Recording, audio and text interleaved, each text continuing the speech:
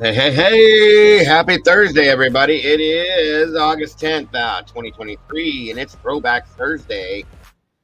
We're taking a look at some of these cases that we've looked at in the past, and maybe some we haven't that are some getting cold, I should say, folks, and we can't let that happen.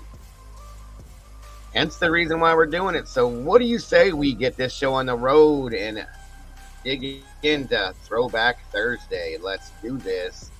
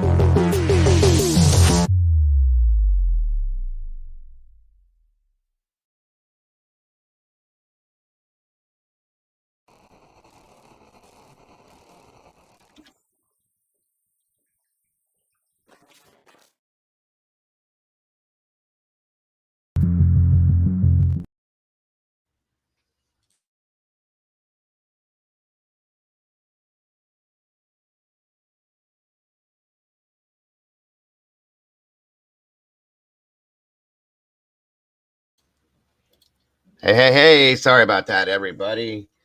A little bit of a technical issue there for a second. Welcome, welcome, welcome. Welcome back. Good to have you here. What is going on with everybody today? I hope you guys are having a great start to your day. Hope you had a great night last night. Thank you for joining me today. It's great to be here with you all. As you all know, today is a Throwback Thursday where we take a little bit of time to look back into some cases that we may have looked at in the past and maybe some that are cold that we haven't looked at. Either way, we need to warm them up, get them back out there, shed some light on them, and remind everybody that these still are unsolved and there's still some stuff going on. Mikey S, I see. Yes, sir. I will be. Give me one moment here. Making sure everybody's good here, so on and so forth.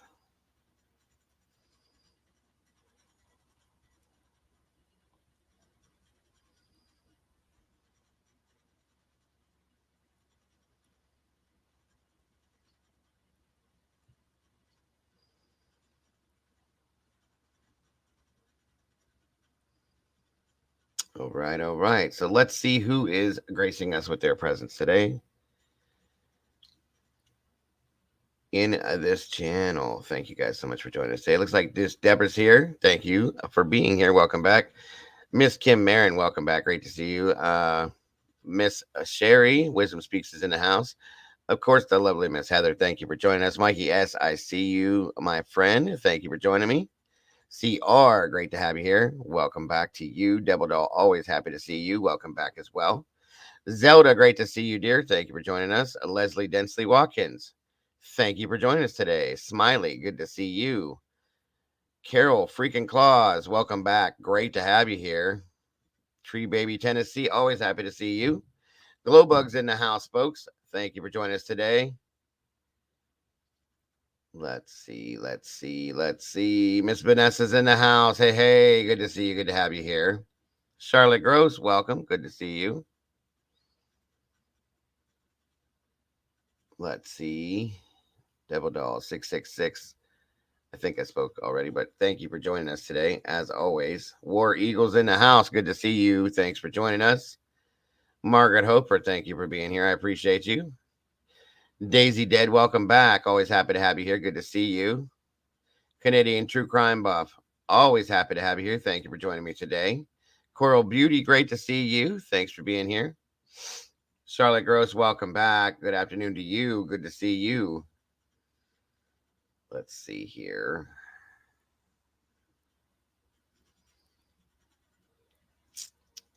All right. Who else do we have up in here? Tina B, welcome back. Great having you here. All right. And let's go down to the bottom here. Open Mind Perspective, welcome. Good to see you. On the mic, what is up, Mikey? Great to have you here, brother. Good to see you. As always, Cammy Q, welcome back. Jojo, welcome. Good to see you. Evie Marie, welcome back as well. Sherry K, great to have you here. Adam, stand by the jams. Good to have you. Jan Jigware, welcome. Good to see you.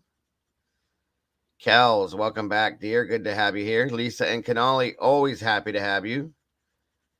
Thomas Jarris, good to have you.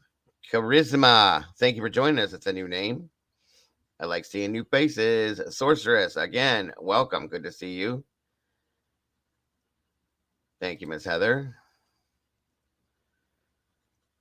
Smiley, always happy to have you. All right, let's see. And yes, Miss Heather, thank you for that. Miss Brandy B, the OG's in the house. Good to see you. T2014, welcome back. Chick Antiques in the house, guys. Good to see you. This channel is 100% crowdfunded, folks, and that is all due to you. For those of you that would like to donate to support the channel to keep me coming out to you every day, guys, this is how we do it here with the Venmo, PayPal, and the Cash App links out on the screen there. That is so very much appreciated for those of you that have donated and continue to do that. That pays the bills, and that brings me to you guys every single day. So thank you from the heart for that, guys, because otherwise I could not do this. I appreciate you. Good golly, Miss Molly's in the house, guys. Good to see you, Molly, dear. Thank you for being here with us today. I appreciate you so very much. I think I got everyone. If I did happen to miss your name, I'm so very sorry. Please forgive me, Sherry K. It's good to see you as well. Adam, stand by. Okay. We got 97 people in here, folks. That is so amazing. With 36 likes, let's make that match. Please make that match. That way we can get out there into the algorithm and get this stuff out where it needs to be. Thank you, Cammy Q, for that. I appreciate that so very much again. Out in the algorithm, because these cases today, folks, are cases that are either going cold or are cold, and they need to be seen. We need to heat them back up, get them out there, and let them be known that, shine some light on these things so that they can be solved, guys.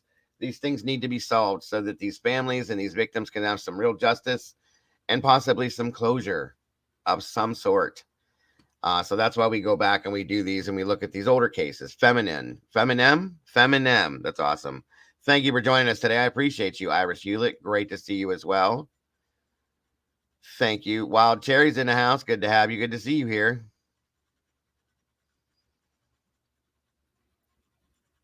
All right. Come on in, guys. Grab your coffee, tea, whatever it may be. Come on in here. Please. Sit down and have a conversation with me. I do appreciate that so very much. Jeff H., welcome. Good to see you. Thanks for joining me today. All right. Good morning to you. Good morning, good afternoon, good evening, good night. Wherever you are, guys, I hope it's good for you. I hope it's good for you because it's good for me to be here with you guys. I so very much appreciate you all. And I appreciate all the support you guys give this channel and the things you do to make these things happen every single day. I appreciate you. Looks like Mama Bear's in the chat over there today. Good to see you, Mama Bear. Thanks for joining us.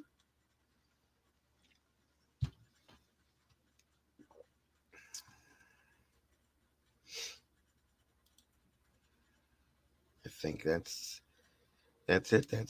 it. Come on down, everybody. Come on in here. Please make sure you're hitting that like button. Leave a little bit of DNA for me. Please, if you will. We got 112 amazing people in here and still only got 47 likes. We got to get in that algorithm, folks. We got to do it. It's important that everybody sees this, not just us. So please, if you will, please do that. That is so very much appreciated. It is great to be here with you all. I am so very happy for that. Once again, this is the highlight of every one of my days is hanging out with you guys. And I appreciate you so very much just for being who you are. Miss Heather's in the house. All right. Let me see here. Thank you for that, Miss Heather. Lil Har Oak, good to see you.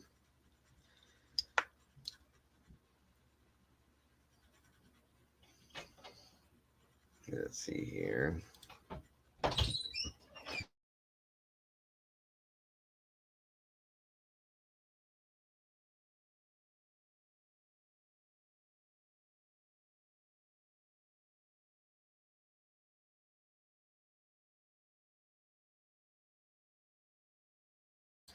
Miss Pamela, welcome.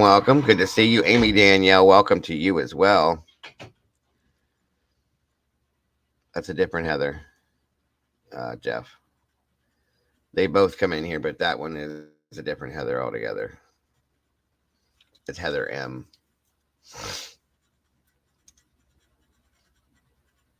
Okay, I think that's it. Drop that there and make that go that way. Live chat. Okay, 53 likes. We're moving up a little bit. Still not up there high enough, guys. We got to get in that algorithm. I'm serious. We really need to. That way, this will get out all over the internet, not just in this little corner here. Oh, what is that? All right, guys, give me one moment here. I'm sorry.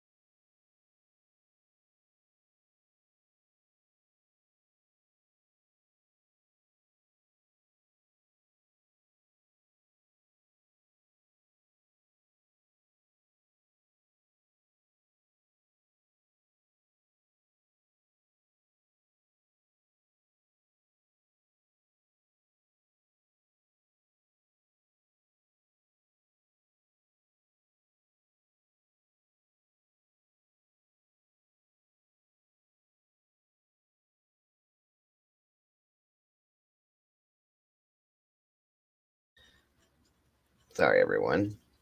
My daughter did not know what I was doing and called me, so my apologies, folks. Mandy Doe, the Wonder Mod's in the house. Good to see you, Mandy. Thank you for joining us today. I appreciate you guys. Thank you, all of you mods, for being here. Danger Zone, what is going on? Good to have you. Rumsey, it's been a while. Good to see you. Thank you for joining us today. Peppermint Tea, great to see you. Sorry, Danger Zone.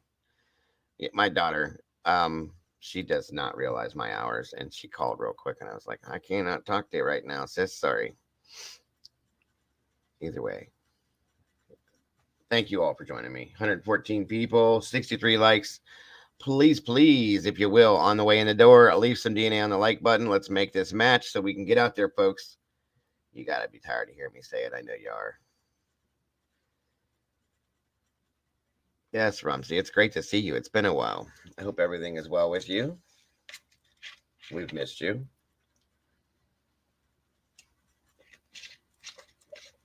I'm not sure, Adam. So again, guys, today is Throwback Thursday.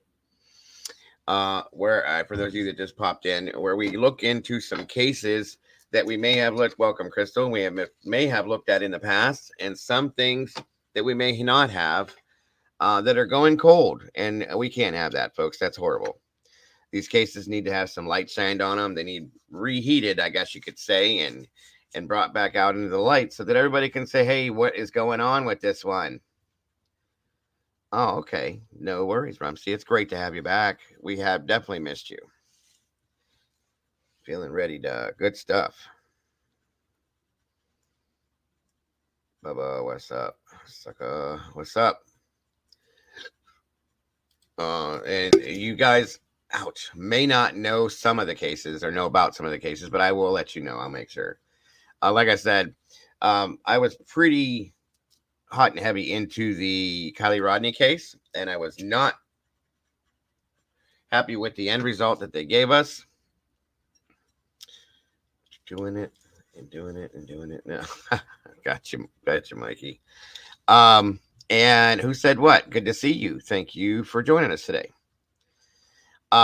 So part of the case was closed, but there was still another part that wasn't, and I am not happy with that scenario. Michelle Mack, welcome back. Good to see you. Thank you for joining us.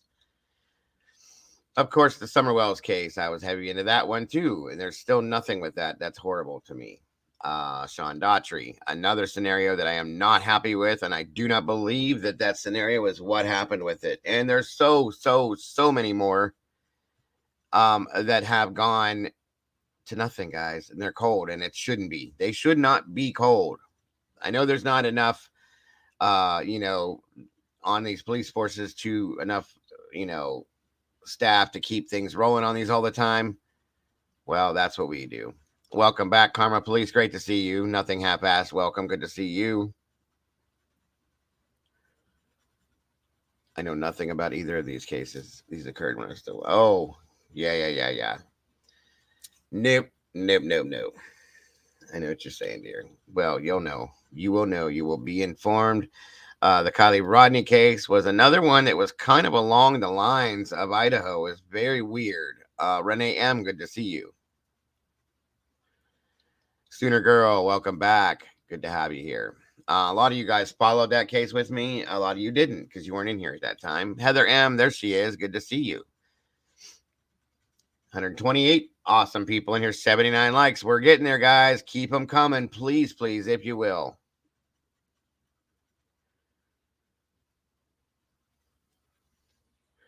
That is true, Crystal. That is true. I've been told that by quite a few people. Caddy Crime Gold. Caddy Crime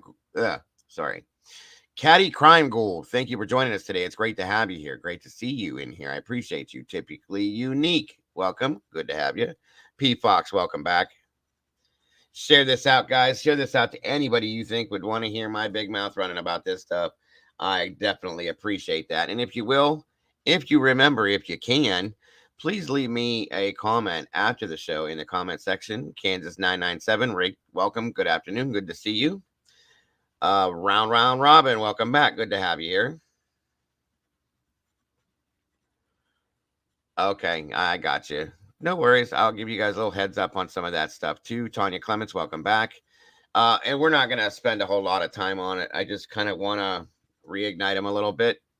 That's what Thursdays are about. And of course, listen, guys, this channel is your channel. I've told you that time and time again. If there's something that you guys want to talk about that's a cold case, please throw it at me. I really want to hear about it. iSoft with this first super sticker of the day. Thank you so very much for that. 1 second here. 1 second here. Let's see what we got going on. I got to get this stuff up and running too. Yes. Noni McPoppins in the house. Thank you for joining us today. Good to have you here.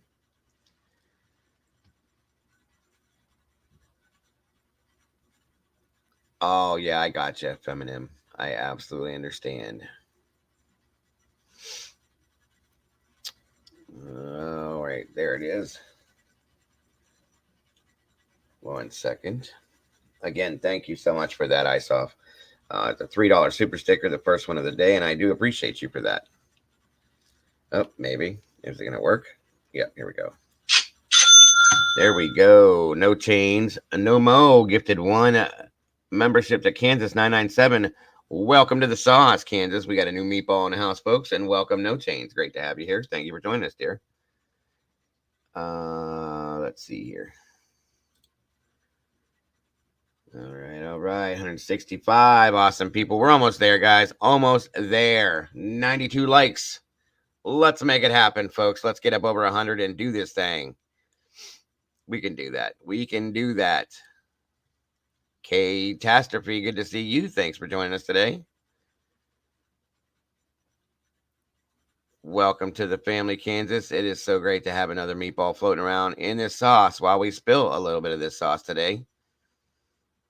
Yes, they are very cool, Mandy. Very cool. That's a fact. That is a fact, Iris. Very sad, too.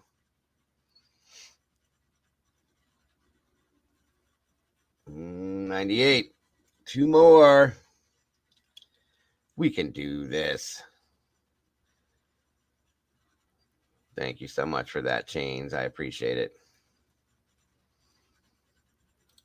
Rumsey says, I have content ideas for you and CJ being part of the true crime community, something I think would be beneficial to everyone. Have a safety awareness discussion. Awesome.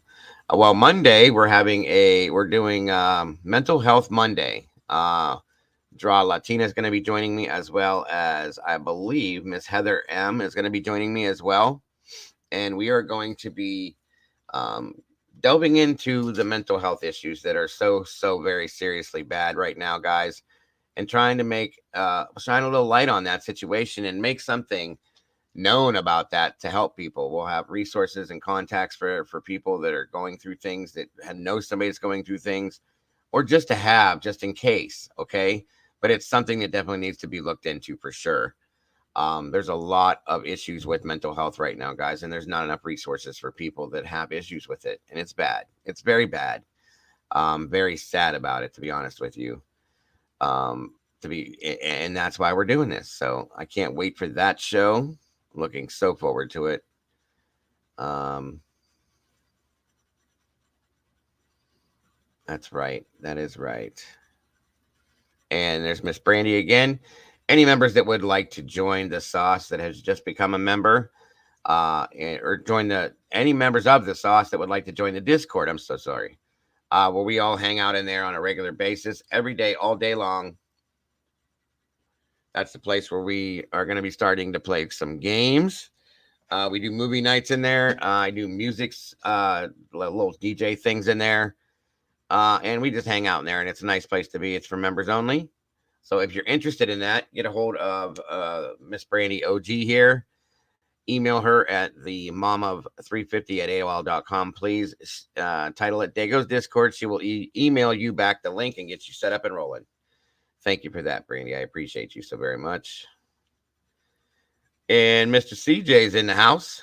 Good to have you here, brother. As always. There's a link for you, my friend, if you'd like to jump on up here and join me. Let's see here.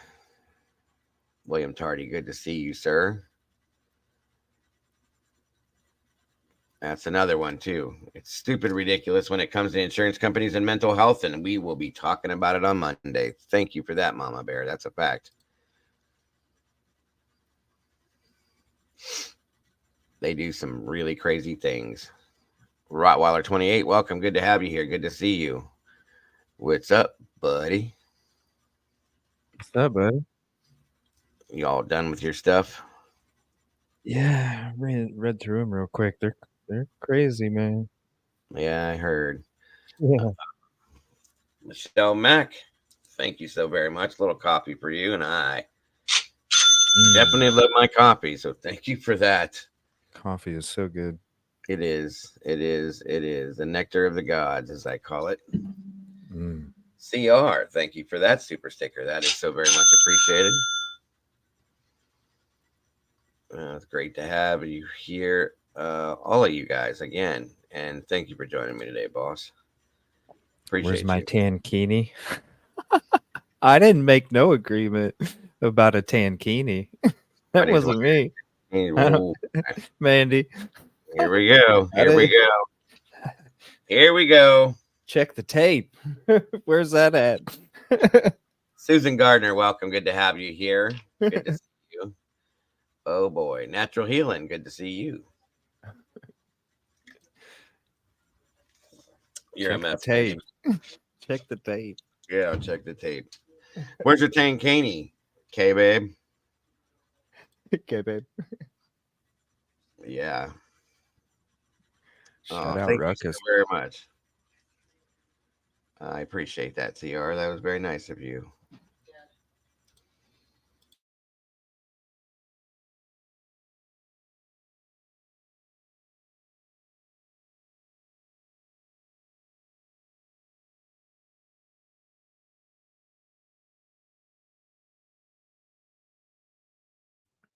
What's up, everybody? Shenanigans.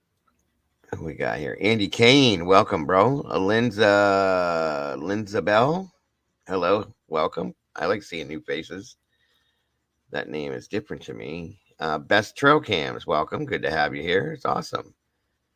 Awesome, awesome. So we have hit the algorithm. 188 awesome people in here. Thank you guys for joining us. Yeah. And like I No, I said, don't like guys, butterscotch. I love butterscotch. I've never had it Really? in coffee though. Oh my god, dude, it's my Oh, favorite thing in the you're world. I making me love it. puke. Really?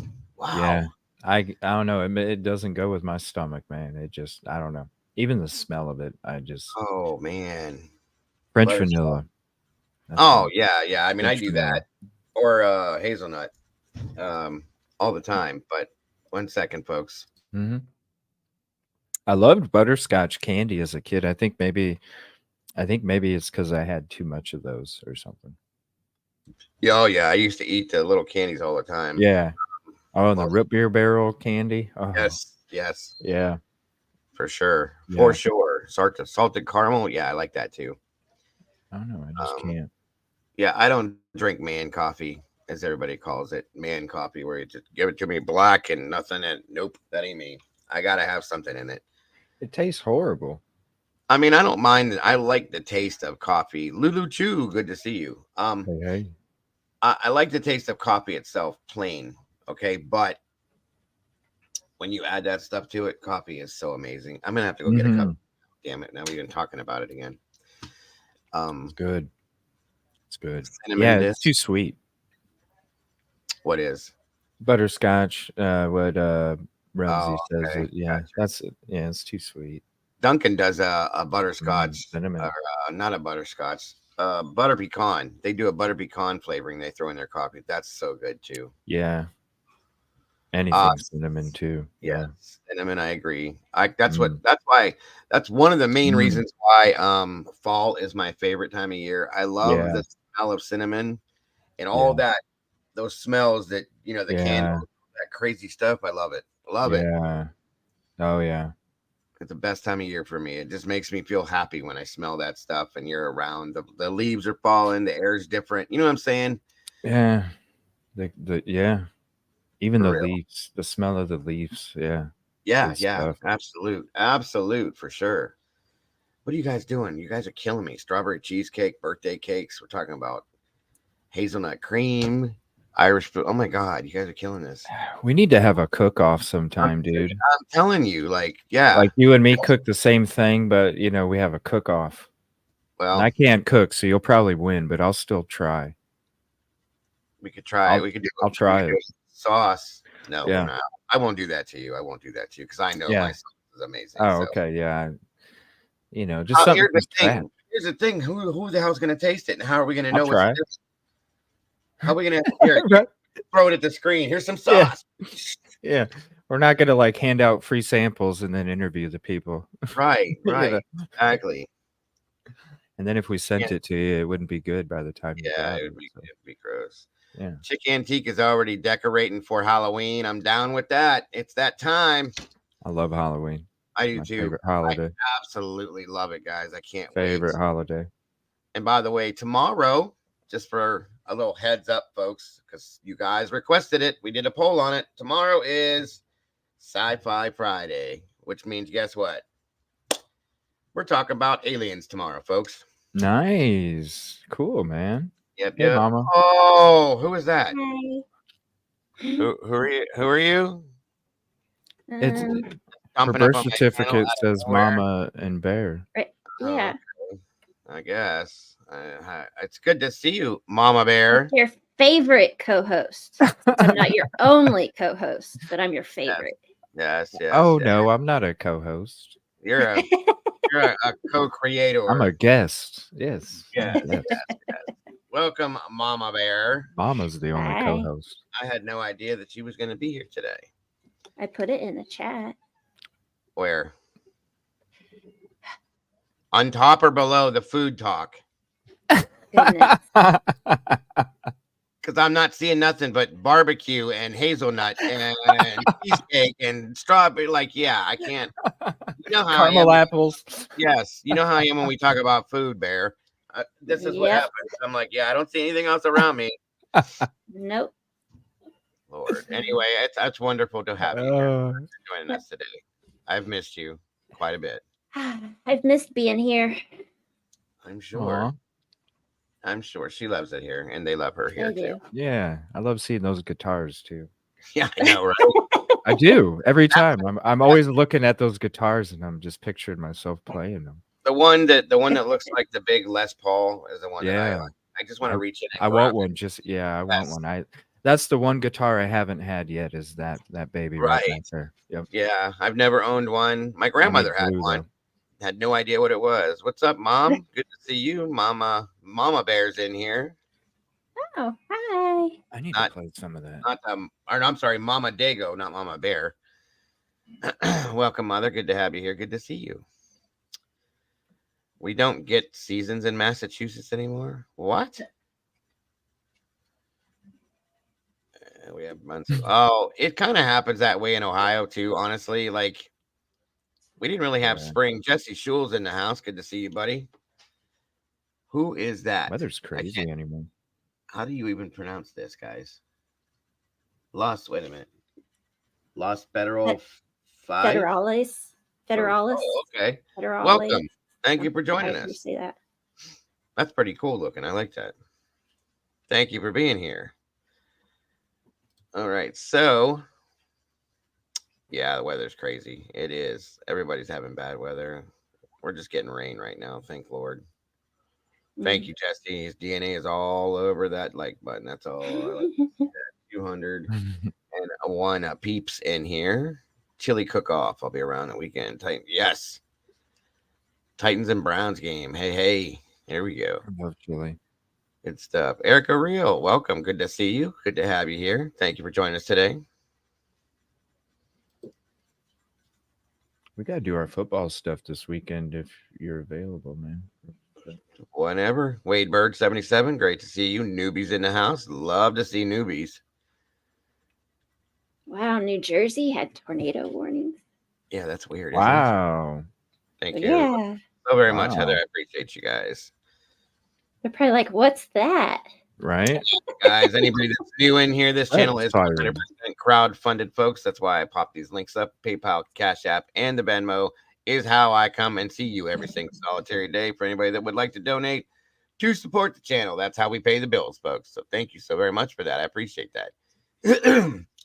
Jacqueline and Keely, thank you for joining us today. Sorry about that, folks. Excuse me. Mikey S says he's available for football 24/7. Yes. We love our football. It's another thing about fall. It's football time, you know? It's gotta be. It's gotta be. Mystic Virgo, good to see you. Angela, welcome.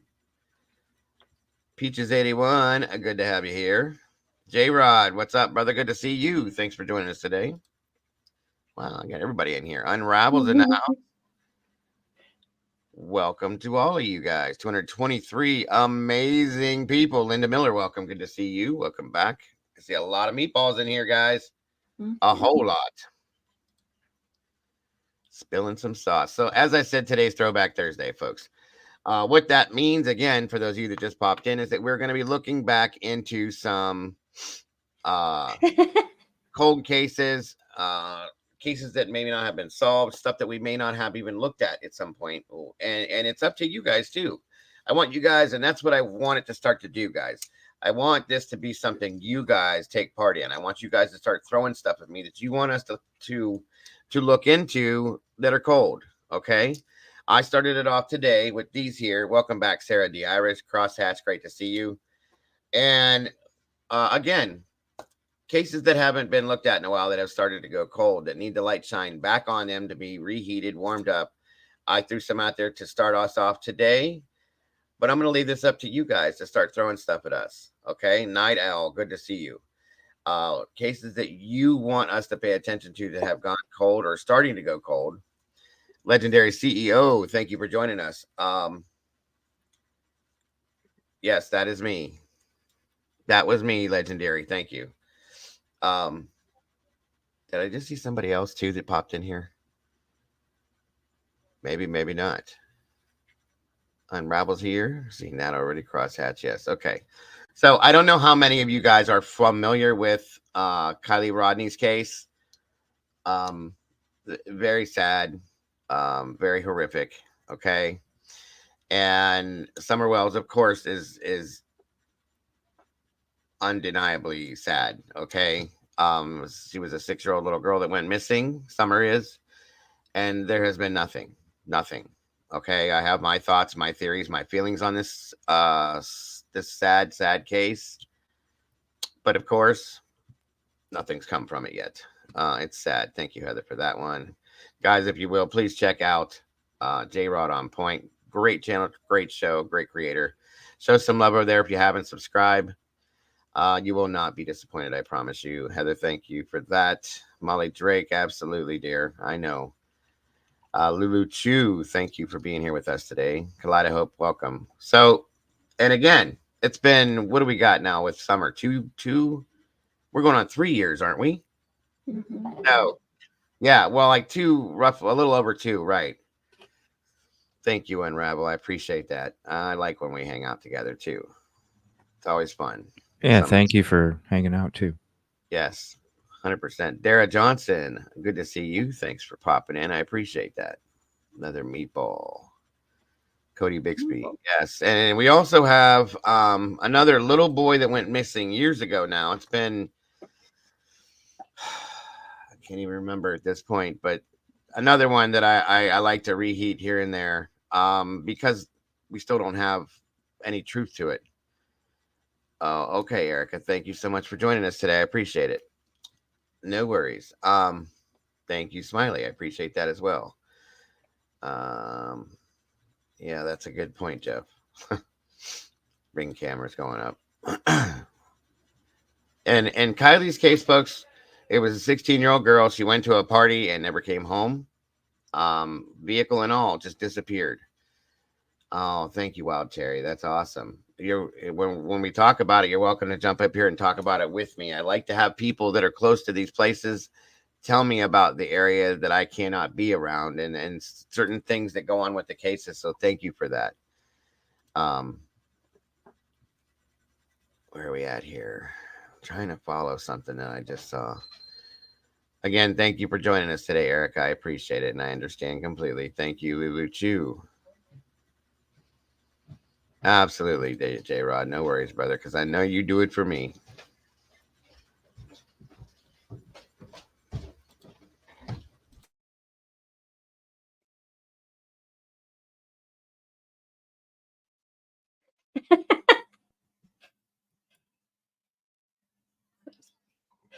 Where'd it go? There we go. I would be a perfect GPS voice. Turn left in 2 miles. No, Lost Federal. I'm in Ohio. CJ's in Indiana, right? Yeah, we're not. Reach out to me, Garmin. I'm down. I just want free coffee. Yes. So, and then Sean Daugherty. Mama Bear, do you happen to remember the date on that one? April. Coming up. It was just a year this April. That's another one too, just to give you a little heads up. They stated that this one really makes me angry when I talk about it. Every time I get mad, I literally mad. You can ask her; she'll tell you. Every time we've talked about it, I'm instantly pissed off. So, well, it's ridiculous. I mean, Sean Daugherty passed away. Okay, and they stated that it was a self-unaliving. No, it wasn't. No, it wasn't. I'm not Because, familiar with well, this when one. they found this, how old was he again at that point? 12. 12. Yeah, he was 12? 12 at that time. Oh wow. They found him in the backyard of his home, tied to a swing set type scenario, and his arms Wow. were belted around his waist to his What? side, completely strapped to his How- side, so tight that So tight. Yeah. they cut the circulation off. And you're going to tell me that he did that to What? himself? No, How? bullshit. Sorry. Yeah. And that's And put a bag over his head. A What? motorcycle helmet, bag. Yeah. What? Didn't happen that way. I'm Yeah. sorry. Who, So that's why I What- keep going back to these same cases, because they piss me off. what year? His feet touched the ground. It was a year ago in April. So 22. Are you serious? That Yes. Absolutely. Wow, I thought you were going to say like the 80s or something. No. J- No. Wow. Okay. Both of his parents were military parents. He had siblings. There was a couple things that were a little strange about it, but there's no way in hell that kid did that to himself. None. Okay. Wow. April 14th. Thank you, Molly dear. And this is why I get pissed, because Wow. they want people to just take these narratives and go, okay, that's what it was. Thank you, and walk away. We don't do that, guys. We can't.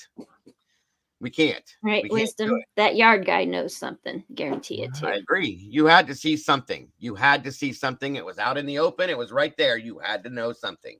Welcome, Victoria. Good to see you, dear. In the what yard? In the back or front? Backyard. There was a backyard? It was a yeah. neighbor's across ahead. the street, or I have to go grab something, so go ahead and explain it if you want to, Mama. Okay. It was a neighbor's on the other side of the fence, so it had to be next door. Mm-hmm. He was mowing the yard, weed eating, whatever, and he didn't see a thing. It's not like it was a 9-foot fence. Wow. Yeah, and his feet touched the ground. Really? When his sister found him, she could lift him just a little bit to be able to undo the tie. So Whatever. how long did they have like a timeline or of a possible time that event took place? Like how long he was there? Yeah, if you go to Facebook, there's Uh-huh. a page. It's called What Happened to Sean, and it's SEAN. And they have all kinds of information on there. I've talked to them on Messenger and things. So Okay. yeah. Yeah, I'll do that right now. Sean Daugherty. What happened to Sean? What happened to Sean? Yeah. And it's spelled DAU. Let's see, I think Molly put it in here. It's a different spelling. Yeah, DAUGHERTY. And is the picture of somebody in a bow tie? Yep, that's Sean. Okay. All right, so I'm following that. Oh, that's him, the little guy with the bow tie. Oh, Yeah. and he Thank supposedly you. did. Yeah, like he supposedly did all this stuff, right? Yorktown, VA. Yeah, and they were getting ready. His mom, and I know it was his stepdad. Mm-hmm. One of them just got promoted to a higher position, and they were getting ready to move to the Pentagon Oh wow. or the White House, one of the two, right in there. And so, everybody was happy. He was excited, he was telling his teachers and everything. And so then he turns around that same day later in the afternoon and unalives himself. Right. No. Yeah, typically people don't talk about how good things are going. Yeah. Right before. Exactly. And to put a bag over your head and then to tie a belt so tight around your waist with your arms at your side, that it cut off the circulation and unalive yourself. No. Wow.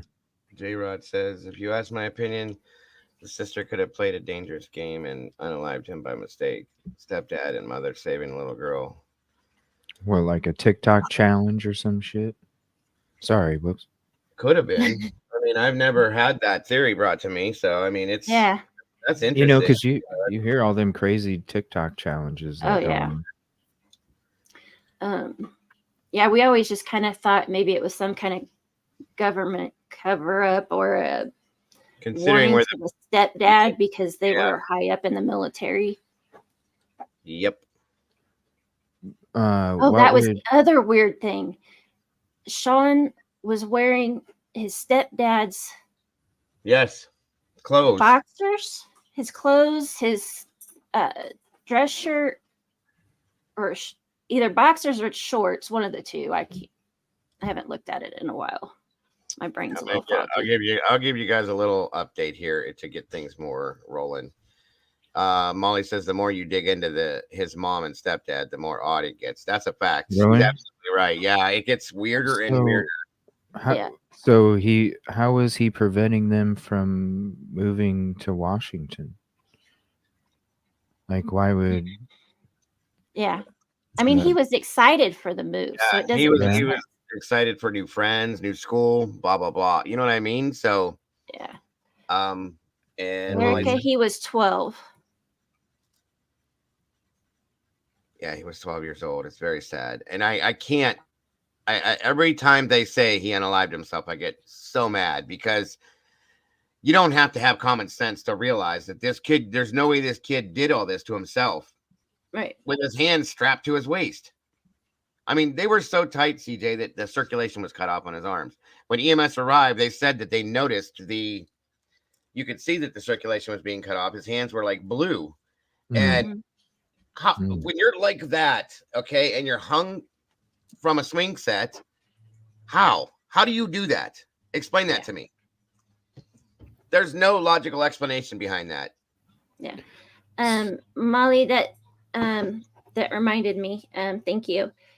The mom had talked to the sister because the sister got there with her boyfriend, I believe, and she couldn't get in, or they dropped her off, and she couldn't get in, and the doors were locked. So she called her mom. So that's where they got the verification that the sister was somewhere else.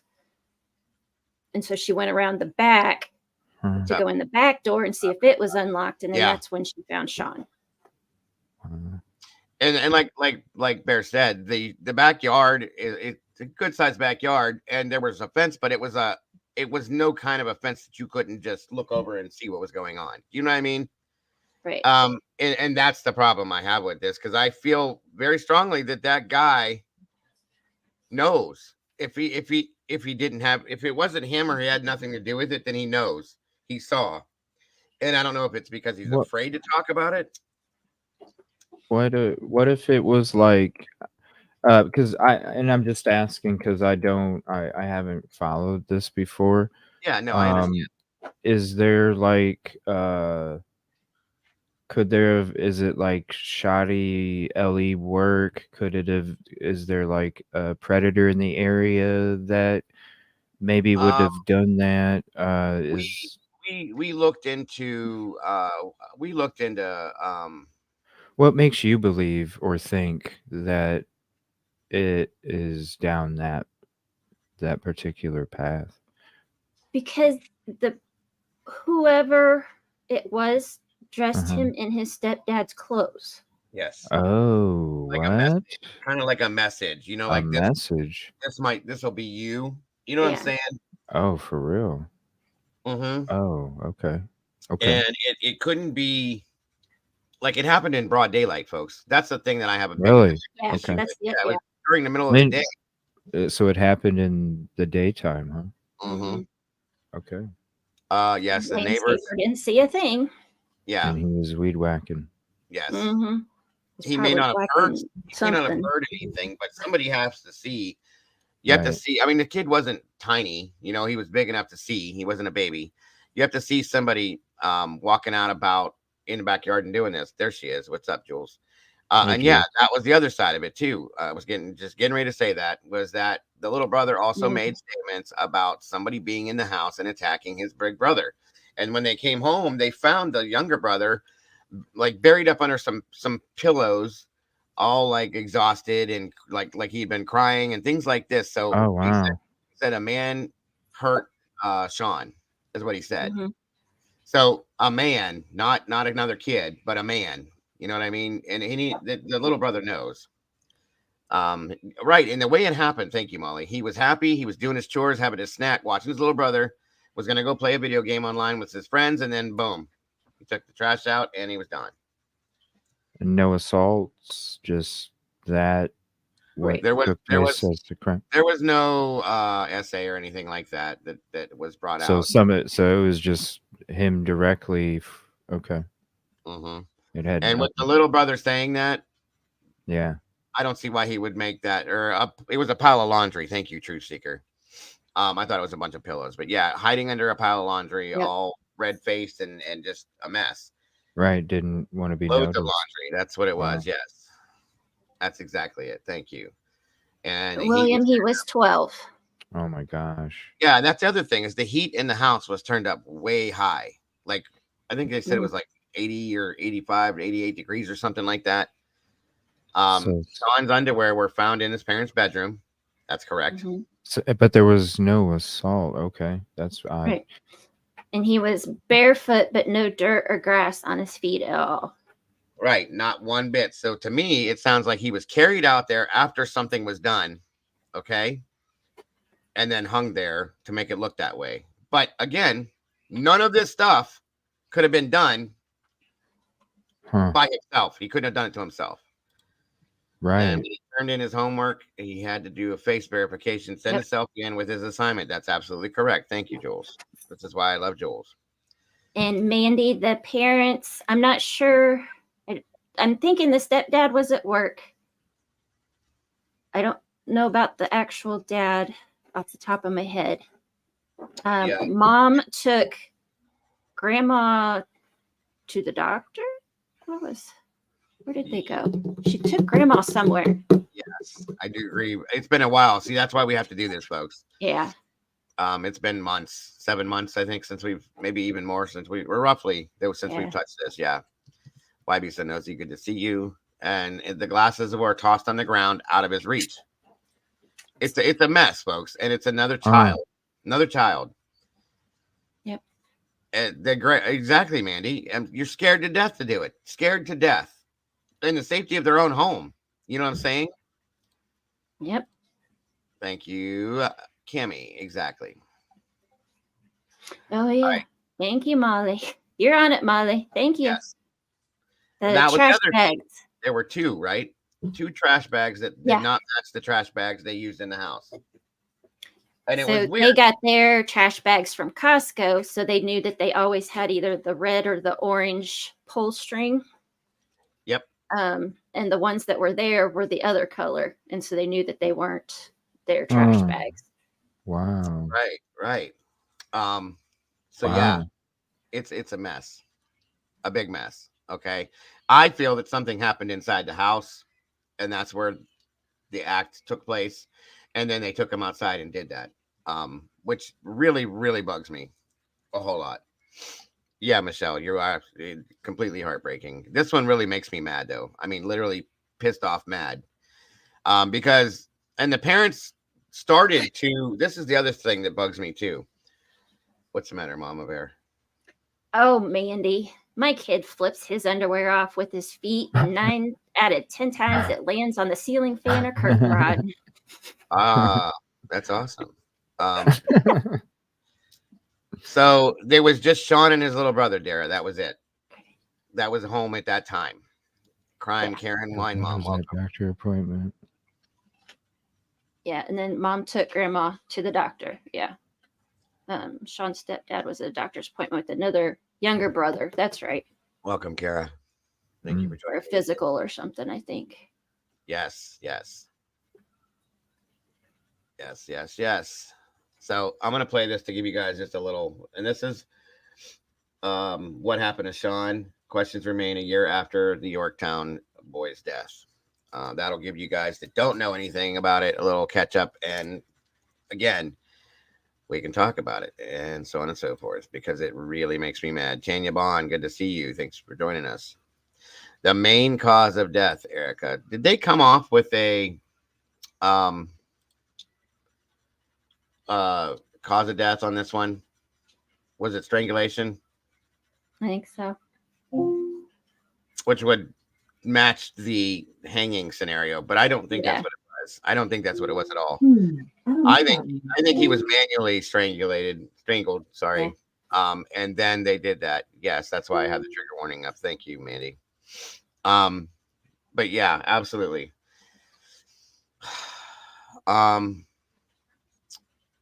I looked on the map to see how far this was from me. It's down on the way to Virginia Beach, right?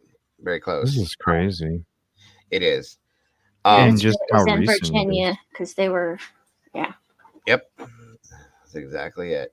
His snack was sitting on the TV counter ready to eat. Right. He was getting ready to do that. That was it. Never got to even do that. Yep. And they said, that's the other thing. Thank you, Molly. I told you Molly's all over this one. You remember this. They said that the rope on his neck was like, when EMS arrived there, when they went to go release the rope from his neck, it just dropped. And he just kind of, Well, the sister so it wasn't even tight. Up and was able to take 2 fingers under it and pull it out. That's it right there. Like I said, guys, it's been a while. Pieces of things. Yeah. So, yeah. This is crazy. It's insane because that told me right there when they did that. And again, thank you, Molly, for that because I forget little things, which is why we do this. When that alone in itself told me that was not the motive of death. Okay, it couldn't have been. I feel that it was manual, and then they took it out there, took them out there to make it look that way. Which is anybody that looks at this case, and please don't be up. I'm not trying to be offensive, but anybody that looks at this case and believes this, you got to go get your head checked. I'm sorry. There's no way. It just doesn't make any sense, folks. None of it at all. None. Cooking shows. Right. Exactly. Yeah. Go back to cooking shows. Right. It wasn't even tight enough to hurt him. That's correct, Molly. So let alone hurt him, but unalive him? No. And he couldn't have done it anyway. He could not have done that to himself with his arms up his sides, guys. I mean, it's dumb. It's dumb that they put this out there, and then the parents just seem to have given up. That bothers me too. Like they pushed a little bit, a very little bit, and what happened here? Somebody's leaving. I have to go. Oh, okay, Dara, no problem, hon. Not tight enough to hurt him, and the cloth bag was his stepdad's. Yes. As well as the motorcycle helmet too, which that was very. That was in the garage in a pile, ready to go to Goodwill or something, if I remember right. Yeah, it was something that wasn't even being used anymore. Very weird. Very weird. Yeah, there was the. Too. Yeah, and I don't think they ever came back with an answer on that, did they? No, not that I'm aware of. Right. Well, okay. The bully thing had been talked about, Kira. I agree. But his little brother saying that a man hurt Sean is what he said. A man hurt Sean, not a little kid. I think he would have said like a friend or a boy, or if he recognized who it was, you know what I mean? And a friend's not going to undress him and put his stepdad's clothes on him. Kids don't typically think or a that bully, way. Not a friend, but a bully, whatever, however you want to say it. It was a bag for helmets that was over his head. Right. Exactly. Thank you again, Jules. And where did that comment go? Sean's mother, stepfather were high-ranking off. Yes, the parents were both, and that's what I had said earlier. They were both very high-ranking officers in the Air Force, folks. Both of them. And I do believe that the stepfather was actually a higher rank than the mother, if I'm correct. Or no? I think they were the same rank. Yeah, I think they were the same thing. What did they do? Something. Do you know what they did? It was something with, I think the father had something to do with the Department of Defense, didn't he? Oh boy, I don't remember probably exactly. tell us That was where- the one thing I could never remember for sure. Yeah. Wasn't Yeah, there like what? inconsistencies with his shoes and no appearance of super? Well, he had no shoes on. That was the Yeah, thing. He was barefoot, but there was no dirt, no grass, no nothing on the bottom of his feet. Chain said same rank. Thank you, dear. Mom, that's it. The mom was getting ready to go work for the Pentagon, remember? Yeah. That's what the new job, and that's why they were moving and all this other stuff because of that job itself. Yes. Which that's the thing that made me a little like, wait a minute, what was she gonna do? And so on and so forth. And that's what it sounded like to me, was a message in some sort. You know what I mean? Yes, the stepdad's clothes. That's real odd. Yes. Yeah. Yes, it What is. the hell? Absolutely, Jules. Absolutely. By the way, Jules, you're welcome to jump up here if you have the time, because I love your insight on these things as well. There's a link in the chat if you'd like to. Anyway, I'm gonna play this here, guys, and let Jessica Santiago welcome, and let you guys get catched up on this scenario here. All right. It is a story Newsbury reporter Alvin Ice has covered from the beginning. A 12-year-old boy whose death was ruled a suicide, and a community that does not agree with that ruling. Ellen shares the family's story on the one-year anniversary of his death. In this York County neighborhood, in April of 22, a boy was found hanging from the swing set in his backyard, spurring questions in the community even a year later. It's been a year. How are you all feeling right now? It's been a tough year. I mean, I can't believe it's already been a year and we've not had Sean in our life every day. Sean Daugherty was found hanging with a bag over his head, arms bound to his side a year ago today. Today was extra tough too, because this morning we woke up and the thought was a year ago he was with us in the morning. Yeah. And he was gone in the evening. The Office of the Chief Medical Examiner ruled Sean's death a suicide. The family doesn't agree. He deserves, if not us, he deserves the answers for him. The bands, everyone gets one. Okay, I'll give you each. Friday night, friends, community members, and Sean's parents, Jared and Ramona Rivas, gathered to remember the life the 12-year-old boy left behind.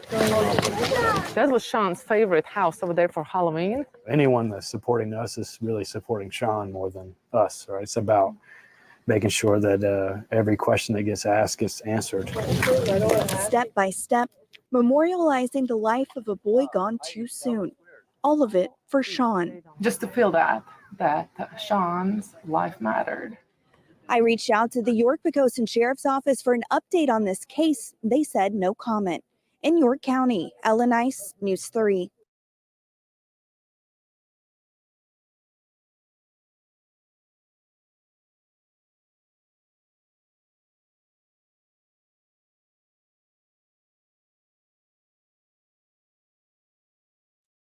You're muted, dude. She says, I really think he opened the door to take the trash out and someone attacked him. It's very possible. Very possible. Sean Daugherty, William Tardy. I just don't get it. I don't get it. I don't understand. Do you know what the population is there? No, I don't. They were in it seems like a fairly wealthy neighborhood because they talked about how it was an HOA and stuff. Gosh, I wish I could remember more. Trying to find my notes now. A nice area. Yeah, I mean it's a nice area where they were. Well, being that you're here again, because I loved what she did on it. Since we're doing this, I'm going to use Jules's video for us to talk about it for a little bit here. Oh, cool. She did a great video on it.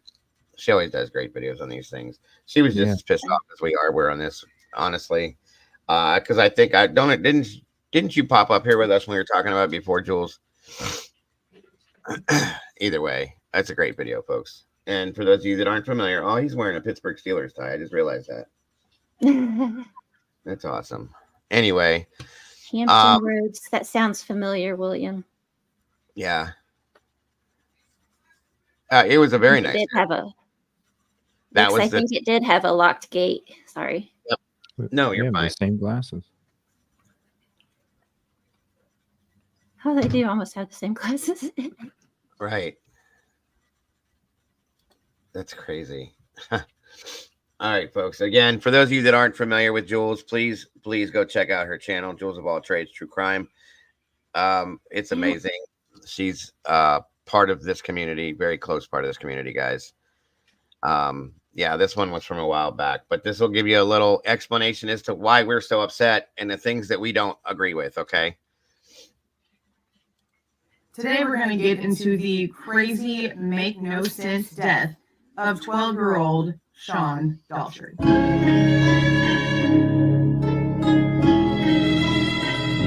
Yeah, that's the first time I noticed that too.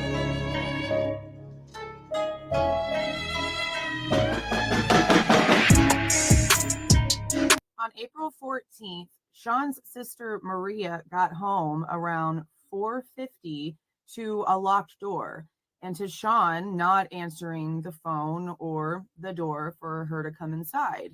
So when she called her mother to let her know that Sean wasn't answering, her mother suggested that she go over the back fence and try to go through the back door, just figuring that Sean was playing. I think that was the other thing too, is that there was no autopsy, and that really upset me because I think crazy. That in itself would have said something else. Anybody can correct me if I'm wrong on that, but I'm pretty sure that was the deal. And that the fence is so small, it doesn't make any sense. But anyway, I'll move forward. Playing a video game and had the TV up too loud and just couldn't hear her knocking or hear the phone. But when Maria went into the backyard, she saw Sean hanging dead on their backyard swing set. And the timeline leading up to this situation is not a very long one. He arrived home from school shortly after 3 o'clock and was last spoken to by his mother at 3:30. So this is an hour and 20-minute window to where something crazy happened. Help me make sense of this, guys, because law enforcement's deeming this a suicide, and I'm really on the fence about it. Sean got home from school around 3 o'clock, maybe a few minutes later. His mother pulls in to pick up the grandma. The grandmother received a phone call from her doctor stating that she needed to have an EKG done, and it was already scheduled prior to her getting the call, I guess, because she got the call and then was immediately getting picked up to go to the EKG appointment. The appointment itself was only supposed to be about 25 minutes, but then you also have to factor in driving there, waiting room, driving back, right? Jared, who is Sean's stepfather, was already at another appointment about 40 minutes away for Sean's little brother, who's autistic. It was an autistic appointment that was going to last about 2 hours. So this is important because Sean being home alone, much less home alone watching his 2-year-old brother for a little while, was last minute. So again, him being home alone, not a planned event. Mom and Grandma leave a few minutes after 3. I messaged the private investigation team that is working the Facebook page, which I'm going to leave a link to the Facebook page and the petition that we're going to talk about later on change.org. I'm going to leave links to both of those in the description. I spoke to him because I heard several times that Sean submitted his homework, so I wanted a timestamp.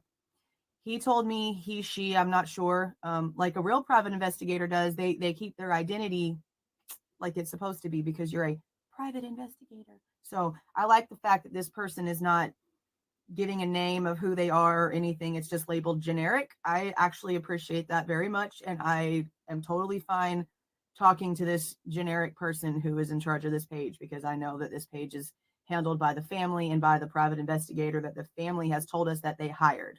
So that being said, I asked about homework, and I was told that the timestamp for the homework being submitted was at 3:09 p.m.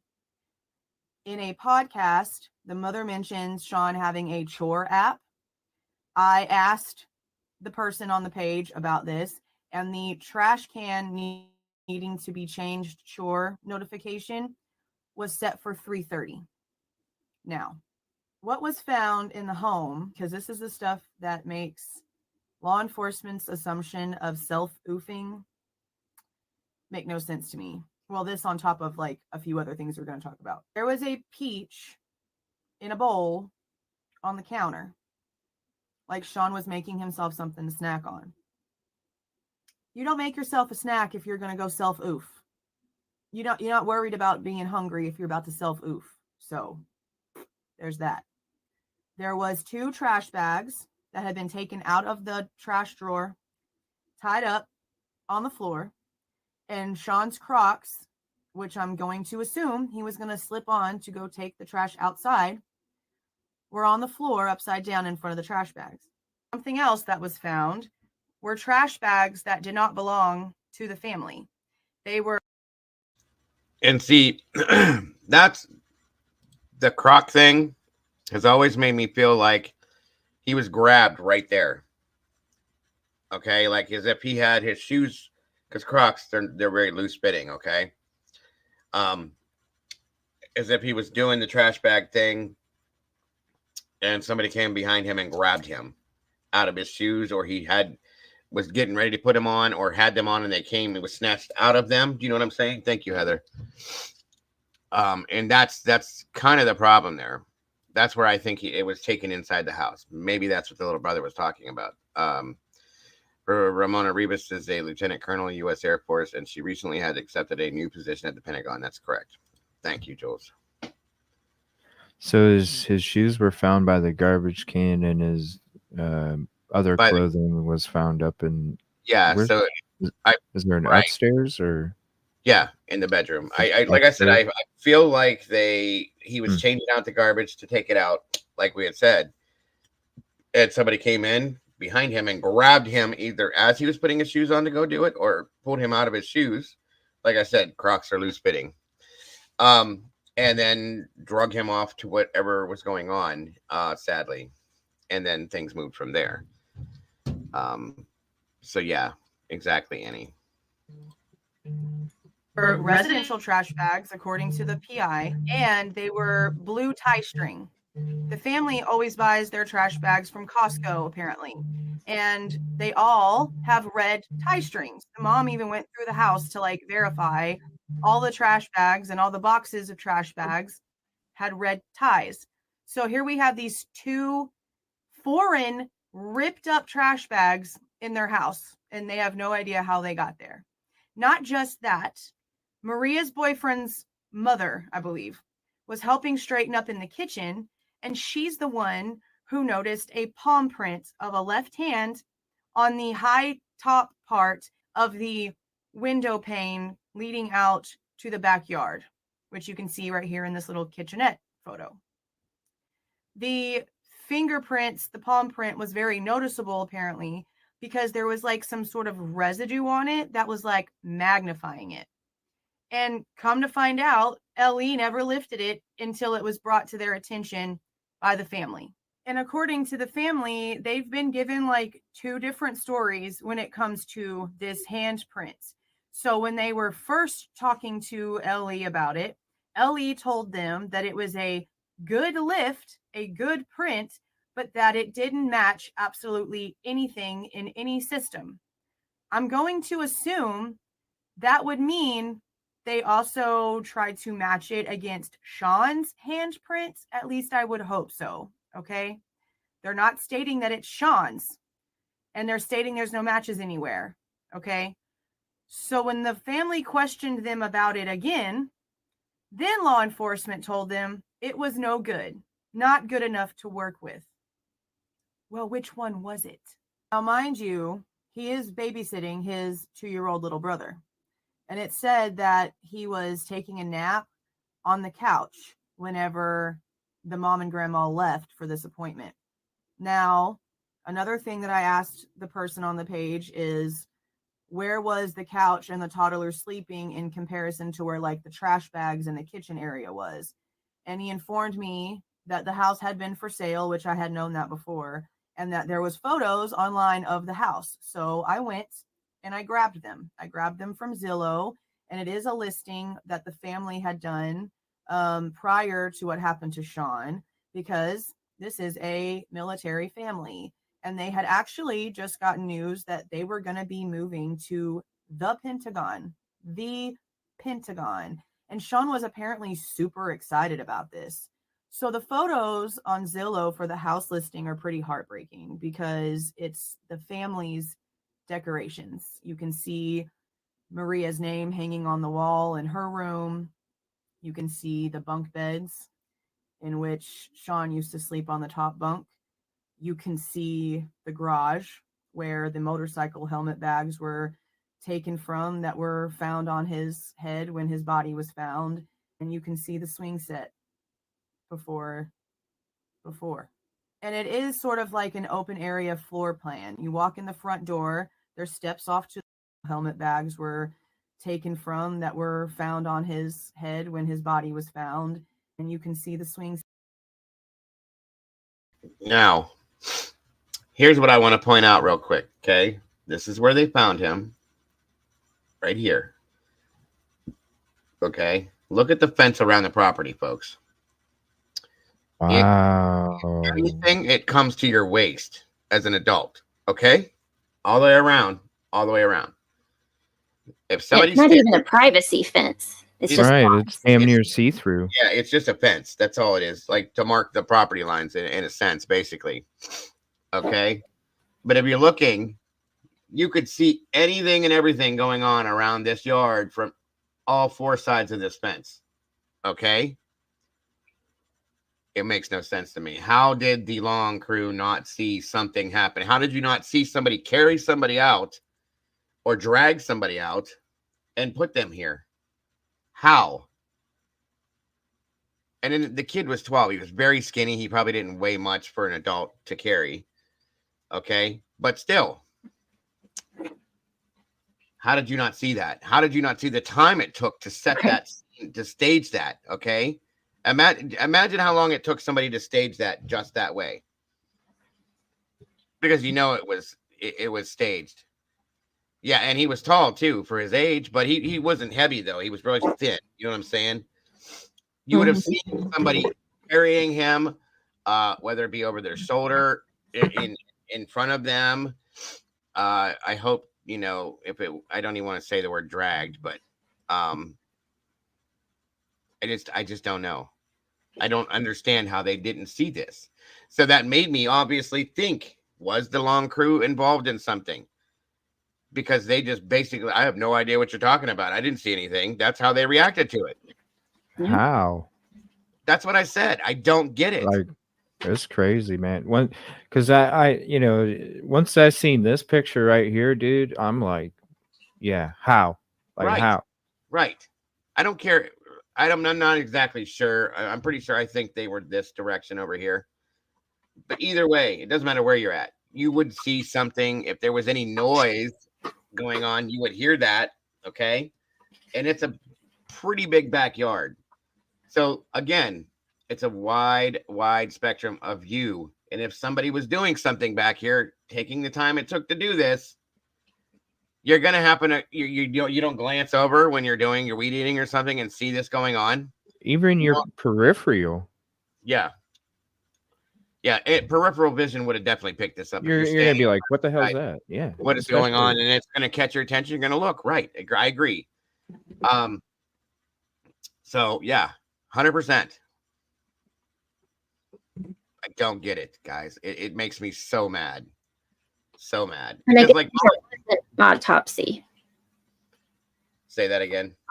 We'll have to double check, but I guess there was an autopsy. It says the autopsy report from the State Office of the Chief Medical Examiner states that Sean was found partially suspended by a shoelace type string that was tied to the swing set. While hanging, there was reportedly a nylon bag over his head and belt strapped around his abdomen, pinning both of his arms to his side. It Yep. was also noted that he was wearing his stepfather's clothes and was barefoot. His glasses were on the ground nearby. No note was found. And law enforcement is adamant that this was a self-unaliving. 12 years old, feminine. No way in hell. I'm sorry. Is that because they didn't want an autopsy to be done? So I if think- it's labeled as this, Yeah, I think initially there was Probably. not supposed to be an autopsy, but I guess there was one. oh, there was. Oh, okay. And like, yeah, the feet were clean, which means to me that he had to be carried. You could look at the backyard. There would be grass and dirt, at least, of some sort on his feet, right or wrong. There was Right. nothing. His feet were perfectly clean. It also said that in the medical examiner's report, it is noted that no known history of depression or suicidality was found. It does note that the police investigation raised the possibility of bullying at school, but his family said that except for one incident in December, they're unaware of any other bullying and said Sean doesn't seem to be overly upset by it. Right. That's a good point, Blue Flame. In the age of surveillance everywhere, how was there nothing? Did the kid have a cell phone? Blah, blah. I'm sure he did.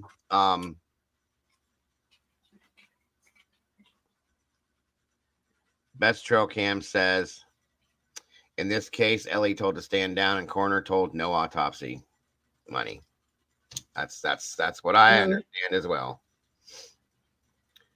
And nothing related to this was found in any of his internet history either. Nothing. There was nothing he looked up on how to do this. And I have a problem with this whole thing too. If it was a shoelace type rope or cord, whatever you want to call it, right? It couldn't have been very thick. Couldn't have been very strong. I don't know. I thought it was, they said it was a shoelace type, but I thought it was the cord that went to the bag. Helmet bagger. Yeah, that's what I thought it was. So again, but when the sister got there and did what she did, 2 fingers, it was that loose to be able to do that, and it just slipped it off. So it wasn't tight enough to cause that. And I don't believe, I'd love to see the autopsy on this, results on this to see if there were ligature marks around his neck. Because if there's not ligature marks, then it was done manually by hand, is my opinion. And that, in a sense, is definitely not a self-unaliving, folks. And it needs to be seen that way. I don't get it. Yeah. It makes no sense. And I'll have to look back at Facebook. Yeah, we were. Let her see him at the hospital, if I remember right.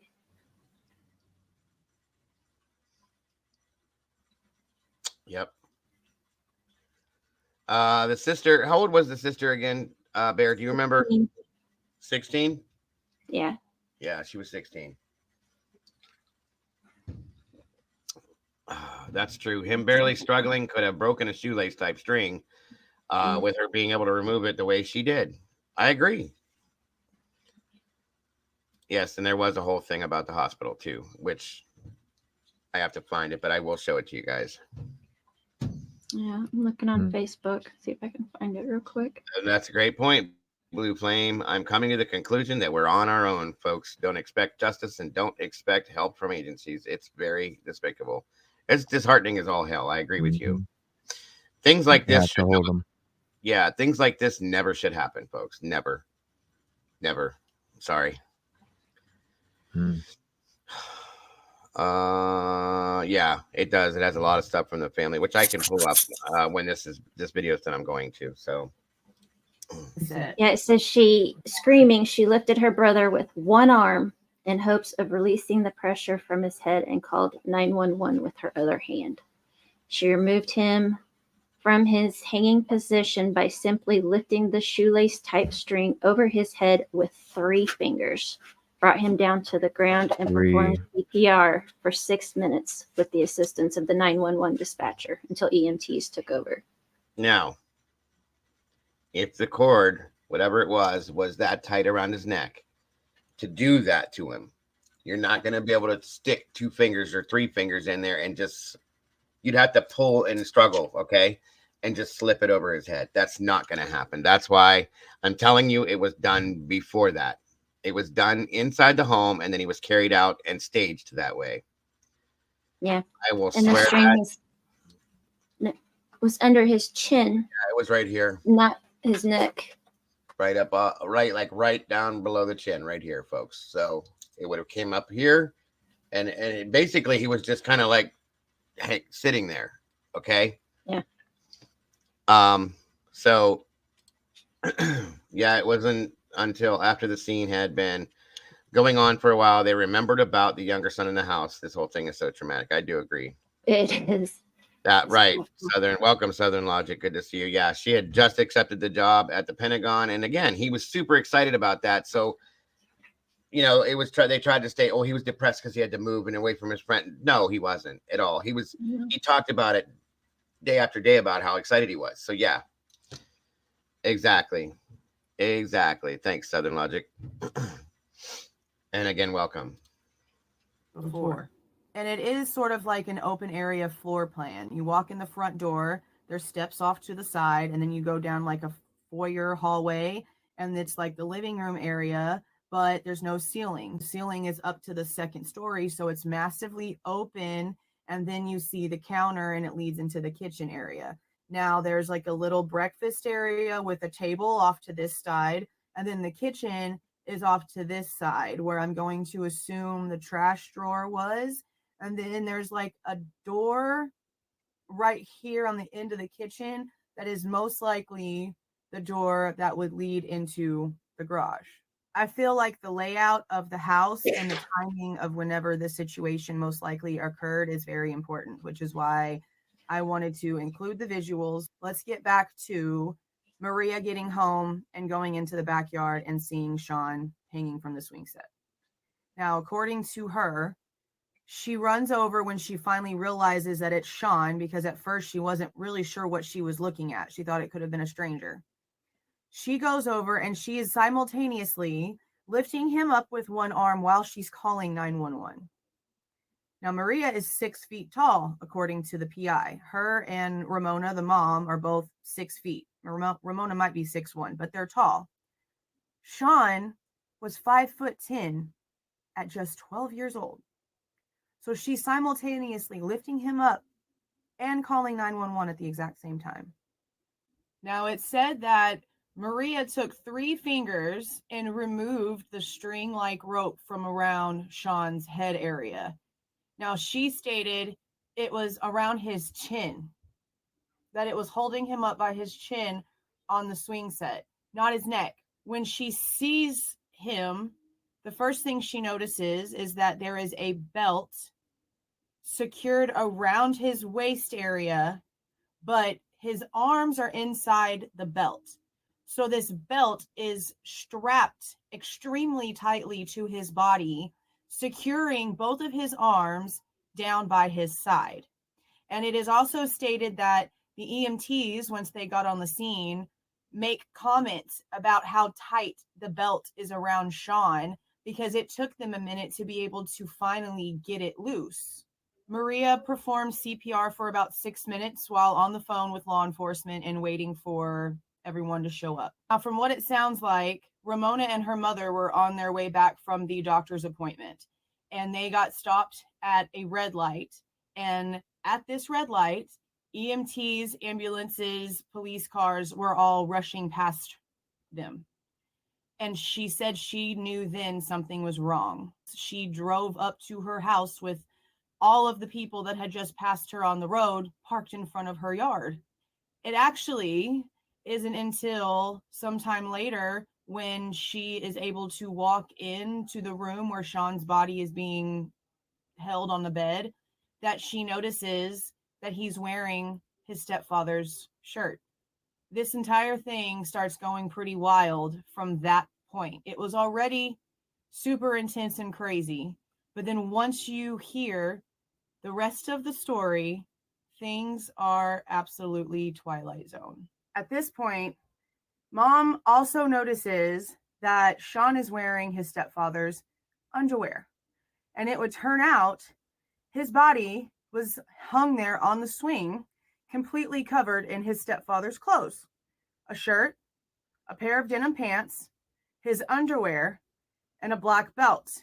Now, the crazy thing about that is that according to what the parents have said and what the PI on the page told me, the clothes, the pants, and the belt have never been shown to mom and dad. Because I specifically asked if What? Jared, the stepfather, could identify any specific pieces of clothing that were actually missing. Okay. You know, if you have a shirt missing that you don't see for a while, or you know what kind of belts you have, right? And he didn't state whether he recognized any specific missing pieces, but it's basically just being assumed that this was actually the stepfather's clothes. And the main reason for that is because Sean's underwear were later found in the walkway in the master bedroom that leads to the bathroom for the master bedroom. And not just the underwear being on the floor, but the chest drawer that had clothes in it for Jared, the stepdad, the drawers were open and the clothes were all askew inside the drawers. Now, the biggest being on the floor, but the chest. I think personally, this is the crime scene. Okay. I think this is the crime scene right here, whether it be the bed, the floor. This area here is where I think whatever happened. I think he was dressed here on this bed, possibly after the fact, carried out through here, downstairs, out into the backyard, and staged the way he was. But I think this is the crime scene.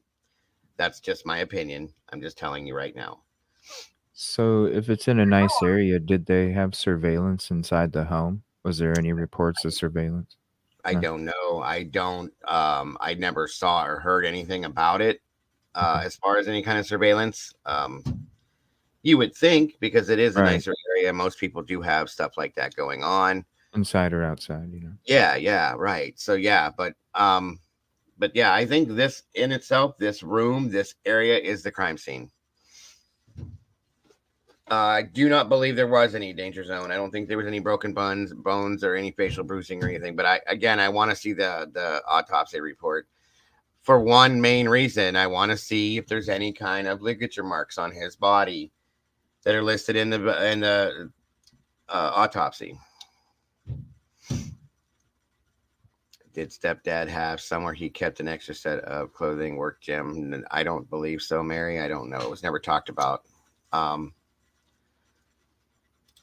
That had clothes in it for Jared, the stepdad, the drawers were open and the clothes were all askew inside the drawers. Now, the biggest part of the entire situation when it comes to these clothes is the fact that the shirt and the pair of shorts that Sean had on that day are missing. They were never found. So how do you explain that? Law enforcement who thinks it's a self-oof. How do you explain the clothes that have been verified by not only security footage from the middle school of Sean walking down the hallway with a friend, but also when he submitted his homework at 3:09, his school requires a selfie to be taken. And in this selfie, he's wearing the same shirt he wore to school that day that's on the footage. So how do you explain clothes just walking away by themselves? How do you explain that then, cops? I'm waiting. The private investigator told me that the hyoid was not broken. There was no injuries at all. There was no bruises. Wow. There was nothing. And Ramona even states that it looked like he was asleep. His eyes were not swollen. The whites of his eyes were not bloodshot as if he had been in any way. There was no physical injuries. And there was definitely no injuries here. The only thing that was actually on his neck was a scratch from a week prior that his autistic little brother had done to him. They said that the little brother's thing is like to grab into that area and had scratched him, had scratched Sean. So other than this 1 week old scratch, there was nothing. There was not even any cuts or anything on his chin area where the rope was. There was nothing. And something that is very important that the PI told me is that Sean's phone was found in Sean's room. Now, Ramona doesn't know from law enforcement precisely where, okay? Because at first I thought maybe he was downstairs making a snack and then got the alert on his phone to take the trash and had the phone with him, right? Like in the kitchen. And that's whenever he started doing the trash. But if the phone was upstairs, then it's a possibility that he was upstairs. Now, PI states he hadn't logged into any of his video games yet that day. So whatever he was doing, he wasn't playing on his video games. But his phone was upstairs. So what if little brother had woken up? And he did get the alert at 3:30 for the trash while he was upstairs, left his phone upstairs when he went downstairs to take the trash, expecting to be right back. But maybe little brother started waking up. And then maybe someone knocked at the door. This is why I believe this is the right direction here. Remember, he was babysitting his 2-year-old little brother. So once like the shock of what was going on hit Ramona, she realized, oh crap, where's my 2-year-old? Okay. They go inside the house and they find the toddler completely covered in clothes. Completely covered in clothes. She pulls him out and he is sweaty and sort of lethargic and his eyes are all swollen from crying real hard and he doesn't speak. He doesn't say anything. It is said that the toddler started talking about how someone was punching Sean. Now, there were not any bruises or injuries on Sean, but that does not mean that someone did not physically attack him. There are ways for you to subdue people or hurt people without leaving marks. There's also ways you can people by soft things like laundry, like pillows, chokeholds, you know? My biggest thing at this point would be trying to figure out the origin of the self-oofing terminology when it came to this case in the first place. Okay. Now, granted, there are a few people that believe it could be self-oofing. I am going to ask the questions to those people and to the law enforcement agency who has this case at the end of this video, because if they can answer me these questions, then sure, I'll maybe bite into your theory. But until then, I don't believe it was. And I don't believe law enforcement knew what they were getting themselves into whenever they mistakenly labeled it as such. Let me explain. News 3 in York County pulled up the documents related to the case's medical files, and it shows that the ER report showed a history of self-oofing ideations. It's crazy trying to say that word, but that's the only safe one I can think of because I hear it on my kids' video game channels, so I figured I'm just going to use that word here. But then the ME report and the autopsy report stated that there was none. And there wasn't. According to his parents, there was never, ever, ever any mental illness or any doctor's appointments relating to mental illness in Sean's entire medical history. On top of that, Ramona made a point to state that there was no way that the emergency room people would have been able to even see the medical history so quickly because all of their files are on the Air Force Base and need special clearance to access. Now, something else that she stated in an interview, and I've listened to so many, I can't remember which one. The emergency room attending that night who declared Sean was the same emergency room doctor who was there a few weeks prior when she had brought one of her younger boys to the emergency room. Sean was not with her on this visit, so this doctor would not have known until seeing her that she was Sean's mother in order to put the two together. You know what I mean? She contacted him and asked him, well, why did you put this on the report? If you didn't access our medical records, how did you put that on the report? And he said, well, I had to have heard it from somewhere, either EMT or law enforcement. there's nothing in the EMT files. So you take away 1 from 2, there's only 1 answer left. Law enforcement would have had to have been the ones to have suggested Yes. the self-oofing situation to the doctors whenever they were in the hospital. Or else why would the attending have written something like that if he had no access to this patient's history? There's no other explanation for it. So then we have to question, how soon into this was it considered self-oofing? Was it right off the bat whenever Maria made the 911 call, and maybe the way that it was worded and then relayed through dispatch to the police officers that came out there, and it was just a misconception based on that? Because on scene, Jared is told by another officer that they do not believe that it was done like that something did not feel right. So it was already being assumed right then and there that that's what this was. It's like they just called it that and refused to move away from it. Closed case, they were done. Well, that's not how this works, people. Now, the PI last night even stated that they don't believe, them and the family do not believe that the original intent of the law enforcement agency was malicious. They just felt like originally it was just from being not experienced. And Ramona states this in a little video that they have sort of introducing everyone to the case on the Facebook page. That was one of the biggest issues right there, Jessica, because he is so tall. There was no way that it was possible. No way possible. He was too tall. He was taller than the swing set, okay?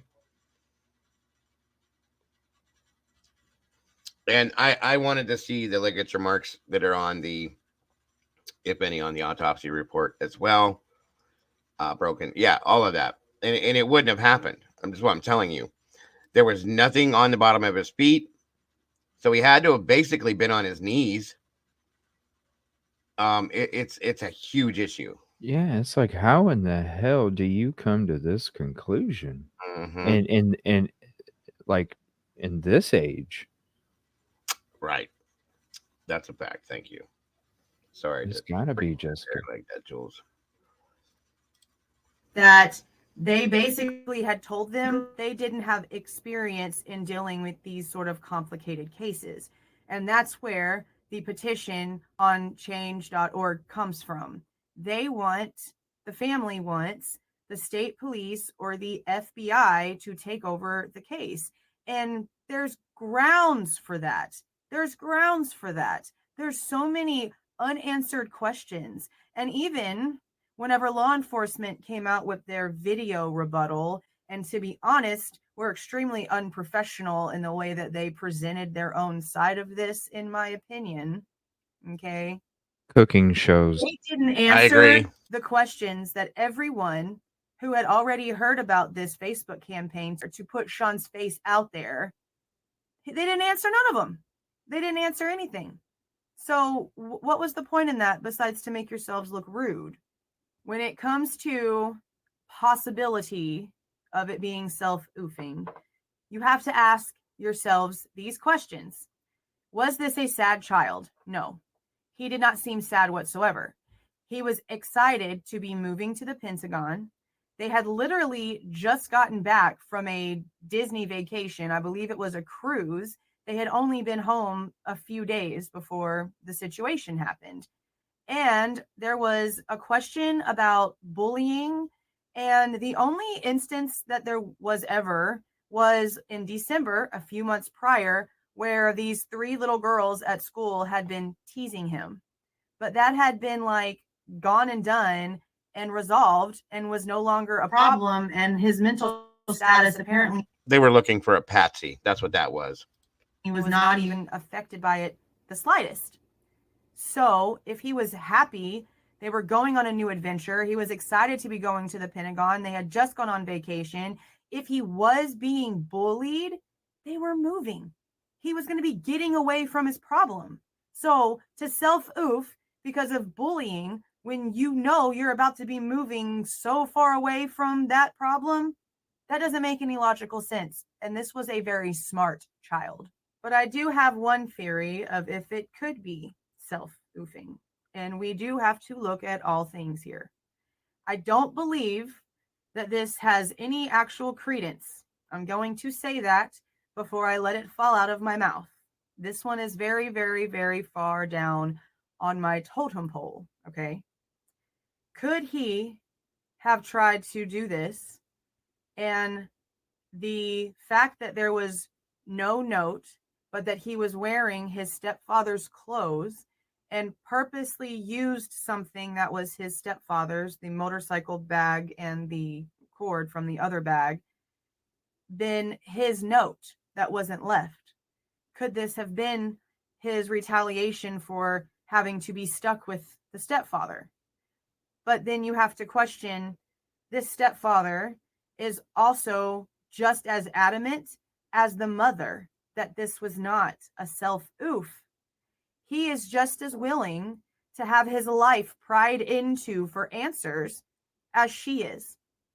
So that's why that one is way down on my totem pole, because that doesn't make sense. You'd basically be asking for whatever you had been putting this child through that would cause him to do this to come to light.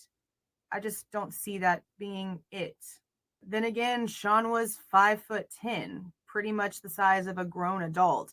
He had a young looking face, but if someone had gone into the house to maybe rob the place because there were no vehicles present and basically got shocked by the fact that there were people in the house, that could be something else.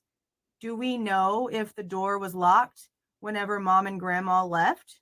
Do we know if Sean made sure that all of the doors were locked? The front door was locked when Maria got home, but that doesn't mean that it was locked before that at all. And not to mention, remember, the toddler was like covered in laundry and like sweaty and had been crying and was like lethargic. The family also mentions that the thermostat had been raised up to like 85 degrees. Why? Why cover up a child and then raise the temperature?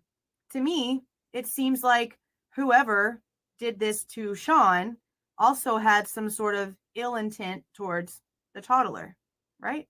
Is it possible that in the struggle with whoever this was, something happened to Sean's clothes, which are why they're poofed and gone, and because he's so tall, maybe the person went to the master bedroom to get clothes because he figured maybe that's where the clothes for this adult-sized person would be.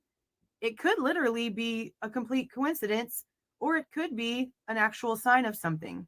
That's the problem here. We don't know. Now, one of the theories is that it's military retaliation. Now, these are very high-ranking Air Force people, so anything is possible. But there's also been a lot of questions about where the biological father is on the page itself, and I'm noticing that that question is being left unanswered. So I didn't bother to ask because it seems like that's something that they don't want to discuss right now. I might ask later because it is a very curious question. Speaking of questions, Thank you, Molly. Here are the ones that I have for law enforcement. If this was a self-oofing, explain how a belt was tightened so tight around his waist that full-grown men showing up from EMT had trouble removing it. He could not have tightened that belt so tight with just one hand, and it's still been loose enough for him to have wiggled his other arm through in order to fully secure himself. Answer me that question. Also, where are his clothes that he was verified via timestamp at 3:09, turning in his homework to have been wearing just 20 minutes prior to the last time he was spoken to? Where are the clothes? Previously, with the fingerprints, I stated, I hope y'all match them to Sean's. Did you? If it did, why didn't y'all just tell the parents that? If it didn't, then who does it belong to? And also, law enforcement had his phone, his tablet, all of his electronics. There was no searches about any sort of self-oofing or the F word when it comes to this, okay? None of that was found on anything. This case is tragic. And even if somehow he did do this, someone needs to give us a logical play-by-play explanation on how. And if you can't, then you did not solve this. And it needs to be reopened. The egos need to get pushed aside. They need to reassign the case to people that have more experience in things that are complicated. I signed the petition, and I hope you guys will too. Until next time. See Cooking shows, man. Jeez. For real. Thanks again, Joel. It's always awesome. Great video. And there it is, folks, in a nutshell, okay? Unbelievable. Completely unbelievable. I did sign the petition as well. You can go to change.org and it'll show you. Anything, Mama Bear? Not yet. Okay. No problem. 1 second. What was the I mean, the family has struggled to get the case files, and their FOIA requests have been denied. So right. I'm probably not going to be able to find anything. The family cannot even get it, okay? Yeah. Why? That's a problem for me. Why? Yeah. What was the full name of the Facebook page again, hun? What happened to Sean? That's right.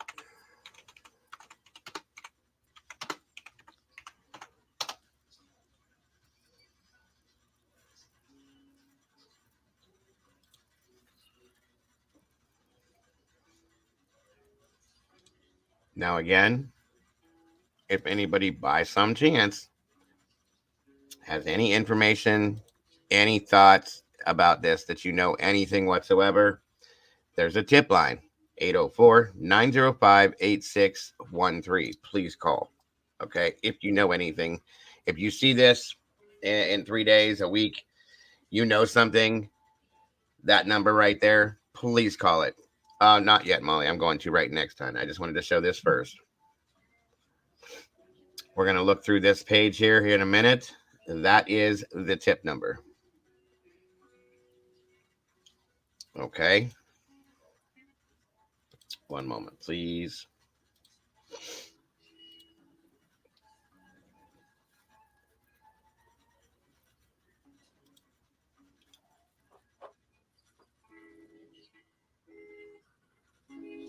And again, Jules, thank you for putting that video out. It's a great video, as they always are. There's the link for that if you want it, buddy. What'd you say, bud? For the petition. Oh, yeah. For those of you, thank you for putting that up there. For anybody that wants to go and sign this, I would love it if you guys would. You guys click on this link, head right on over, sign it. The more, the better, guys. The more, the better.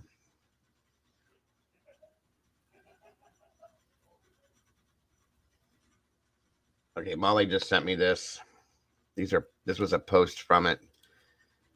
You had to tell me what that was, hun. I didn't know. I'm going to read this to you guys here in a minute.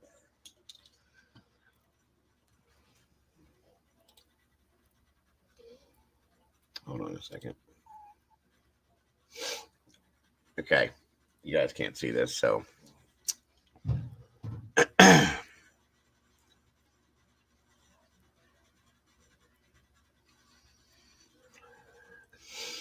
Post 6. Under the blanket, Ramona said she wanted to see him, and they made way for her to enter the room. He was lying on the gurney, and she knelt beside him on his left side and just grabbed his feet and kissed them. They were so clean and perfect. Trigger warning, by the way. It's still scrolling at the bottom, but this may upset some of you guys. It's probably going to upset me. I already feel it. So I'm just giving you guys a heads up in case you want to step out for a minute.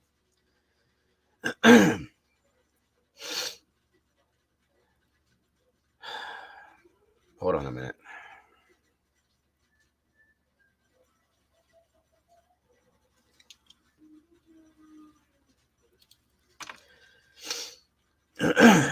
Okay.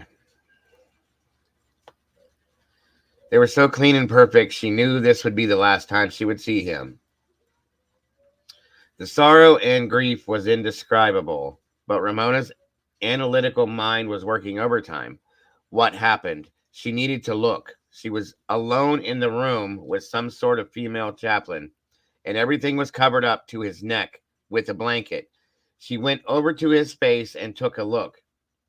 He was angelic, peaceful, and his face was unharmed. There was no swelling anywhere. His teeth were all intact, and he had clearly been intubated. That's when they put a tube down your throat to make you breathe. If you guys don't know that. Welcome, Gina. Good to see you.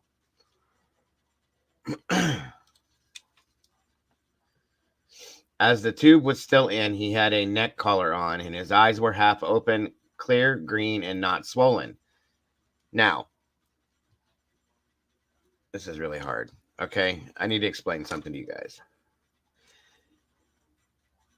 If this child would have hung himself, okay, his eyes would be bulging. There would be, I can't think of the name of it right now. Basically, his eyes would be bloodshot, the whites of them, most likely, okay? Petechiae. Thank you, petechiae. There was no swelling. This should be swollen, okay? Just understand that. Moving forward. There was no redness or damage that she could see. She opened his eyelids and saw his pupils were blown. Okay? Remember that was stated, that the pupils were blown. Okay? And in that moment, realized that his soul had left his body. The pain was unbearable. She kissed his forehead, pushed his hair up, and just wanted to smell him.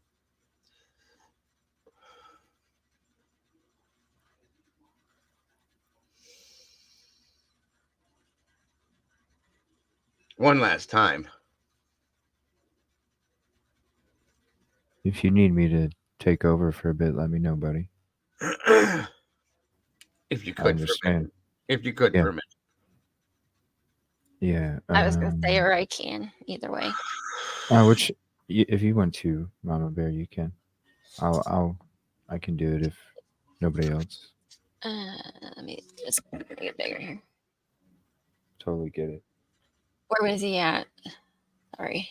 I'm zooming in, trying to find it. What part of the paragraph were you? Intubated to. There was no redness or damage that she could see. She opened his eyelids and saw that his pupils were blown, and in that moment realized that his soul had left his body. The pain was unbearable. She kissed his forehead, pushed his hair up, and just wanted to smell him one last time. He smelled musty. His right hand suddenly popped out from beneath the blanket, and she leaned over and put it back. She went back to the left and grabbed that hand and held it one last time.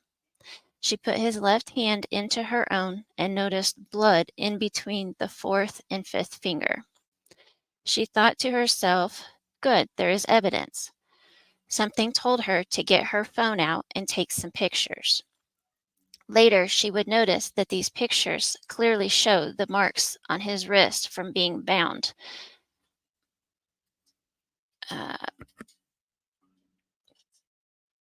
My computer screen did something weird. By the belt, even though the ME reports that by the time she received the body, there were no marks. Ramona stood up and lifted his arms to take a pic, and she suddenly froze. She stared at it in the picture for a second longer and then let out a scream. Something is wrong. My son is wearing my husband's dress shirt. OMG, did someone put him in these clothes? Is someone in the house? The female chaplain investigator was in the hall speaking to the physician. Ramona called Jamie's cell and told her that Sean was dressed in Jared's clothing and that someone could still be in the house. Now, Ramona's brain was racing. What was happening? Why was Sean wearing his dad's clothing? Suddenly, she saw a replay of Sean's body being hit by AED in the black underwear, and her stomach felt queasy. That wasn't Sean's underwear. That was Jared's. The investigator came into his room to ask what was going on. Once she explained, the investigator asked Ramona to leave the room since it was now considered a crime scene. Ramona didn't realize that from that point on, she would never be able to hold or touch him again.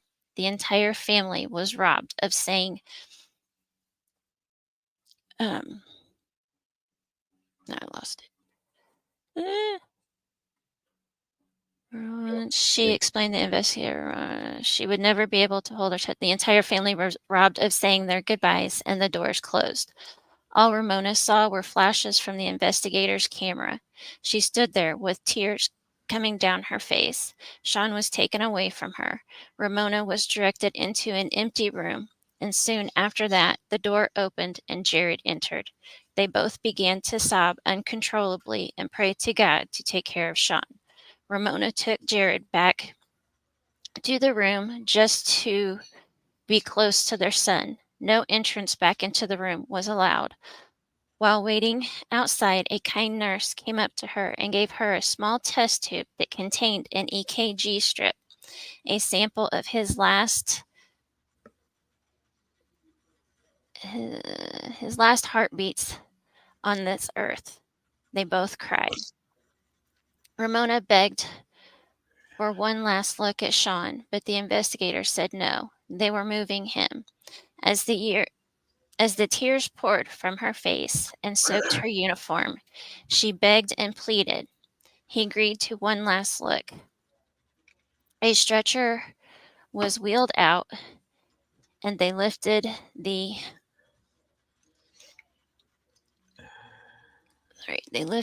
blanket for a few seconds so that they could see his face. His blonde hair popped out. She started to cry, and they wheeled him away.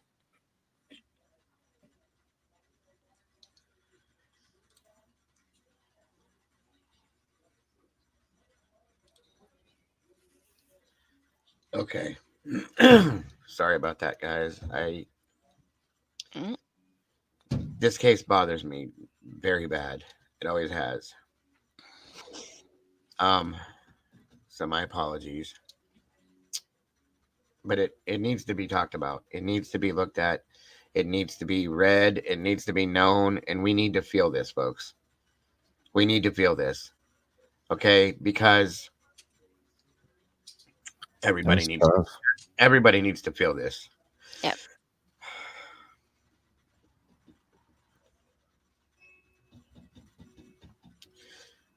This pisses me off so bad. So bad. There's no reason for this. None.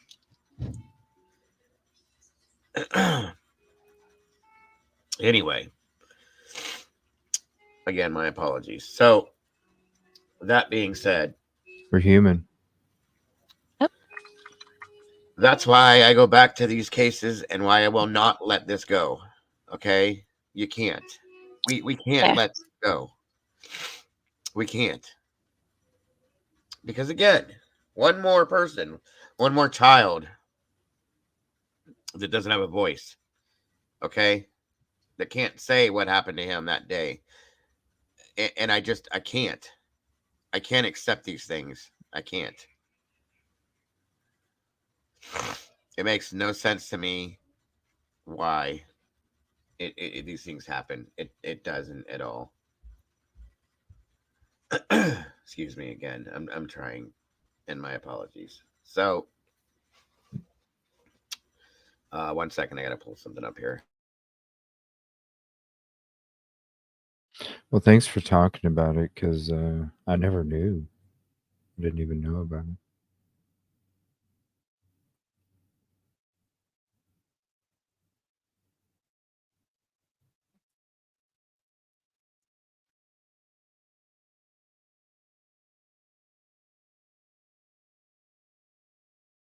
Okay, so that was the hardest part of this for me. I go through this every time I touch this case, every single time. So again, my apologies. I need to learn how to hold myself together better than I do. No, you don't. You're being human. Yeah. Yeah, but if I'm doing this, this is something I need to learn how to deal with. There's cases it happens to me too, man. It's just Well, when it comes, this is part of where my PTSD comes into effect. The things that I've seen and have, you know what I'm saying? You know, it just it bugs me in a lot of ways. yeah. So this is the Facebook page. It's called "What Happened to Sean." And there's a lot of stuff on here. Okay, 1 second.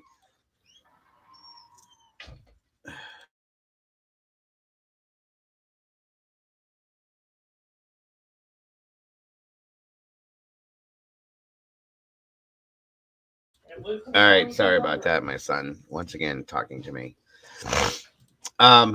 So again, this Facebook page has a lot of stuff on it. It says, "Thank you for joining us on this journey. Sean's story is far from over, and we are just getting started. Your support means the world to us, and your shares have told this story all over the world. Keep telling it. We will not stop until we find out what happened to Sean. Many more posts to come. Team Sean." And everybody knows this. Everybody knows that this is not right. Everyone. Okay? Except for obviously law enforcement. And I'm sorry, but I do feel like they do too. I do feel like that. Excuse me. What's the matter here? What's going on? That's what I was trying to figure out. Well, what's wrong now, Mandy? No drama, no drama, no drama. Okay, so again, it's called "What Happened to Sean" is the Facebook page. If you guys will, please follow it and support it if you choose to, if you can, if you want to. I appreciate that so very much. Okay, this is a different. Wait a minute. This isn't the same one. Or did I click on the wrong thing? Hold on a second. Yeah, I think I did. Here we go. Yeah, I was like, what is that? Yeah, sorry. Right? Where is that guy involved in this? Like, right, exactly. Okay. The link to the petition is on here as well, right here. And there's a lot in here, folks, a whole lot. Okay.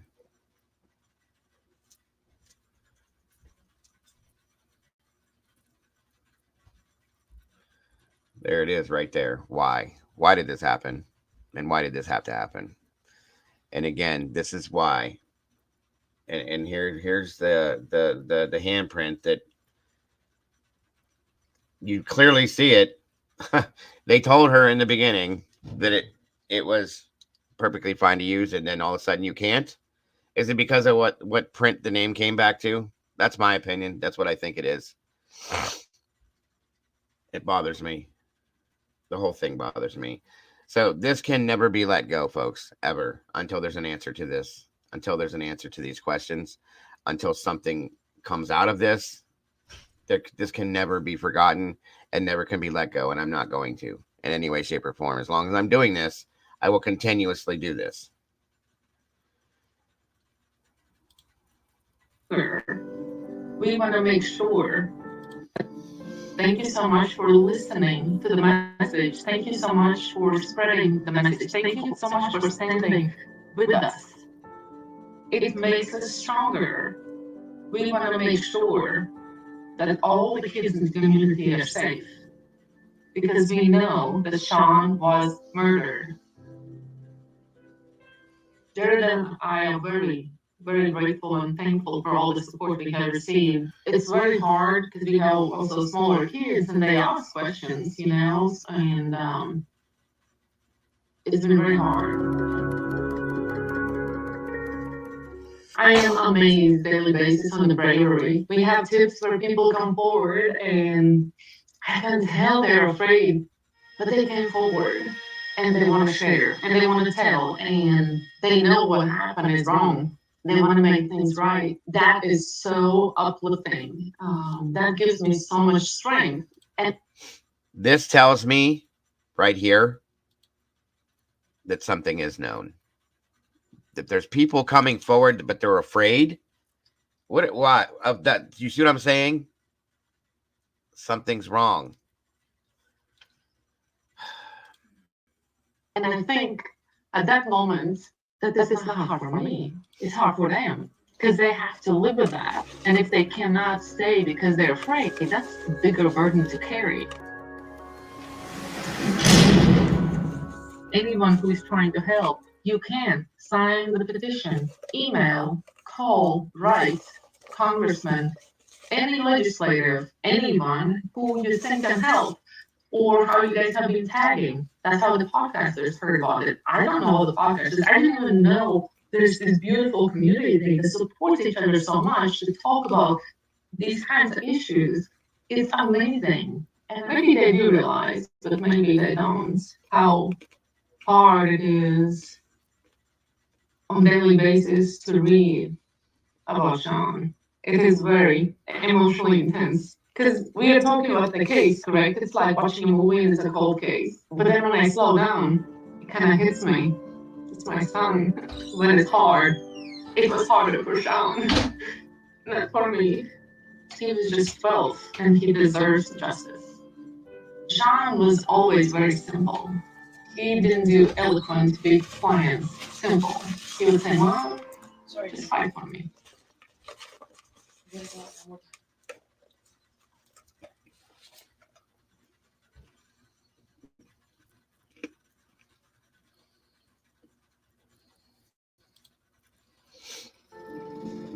Thank you so much for listening to the Okay. Excuse me. There were posts in here that were talking about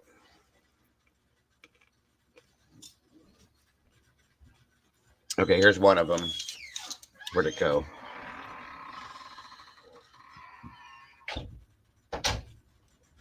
On Friday, April 15th, the day after Sean's death, rumors were flying. Neighbors had witnessed the chaos on Sandalwood, and the community was craving information. Some teachers at the high school had caught wind of what happened, and the school notified the sheriff's office. Sheriff's office sent a representative to the high school to assure teachers and staff that there was no threat to the community. Damage control was in full effect less than 24 hours after Sean's death. Over the course of the weekend, things continue to get more and more strange for the family. Okay. Now, these are the things that I wanted you guys to know about that I had read a while back. 1 second, please.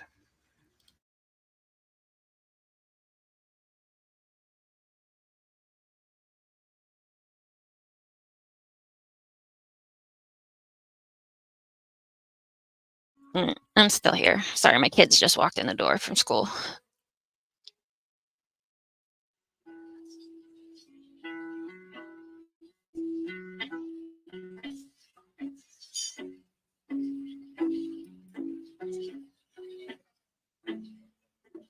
Sorry again, folks. Over the course of the weekend, things continue to get more and more strange for the family. Meals and flowers from close neighbors were delivered, but the school hadn't notified classmates of what had transpired. The family received inquiries, worried phone calls, and messages on social media from people who had heard something had happened. but didn't know what. Community members who called the sheriff's office were again told, there was nothing to be concerned about. Ramona framed her favorite picture of Sean and stood it at the base of the tree in front of the house with a candle. Neighbors began leaving flowers, trinkets, and messages for Sean. It was Easter weekend. Excuse me. Local churches and suicide grief groups reached out to offer condolences and support, even though Ramona and Jared stated that they didn't believe that this was a self-unaliving. They were consistently met with resistance. They were told that it was typical of a family to be in denial after losing a loved one to self-unaliving, and it might take years to make peace with that. No one was listening. Everyone seemed to know better than me, and no one was taking the time to actually listen to what the family was saying. It was maddening. An investigator hand-delivered Sean's glasses on Monday and gave them to the family. They were broken and missing a lens. It was a well-intentioned gesture,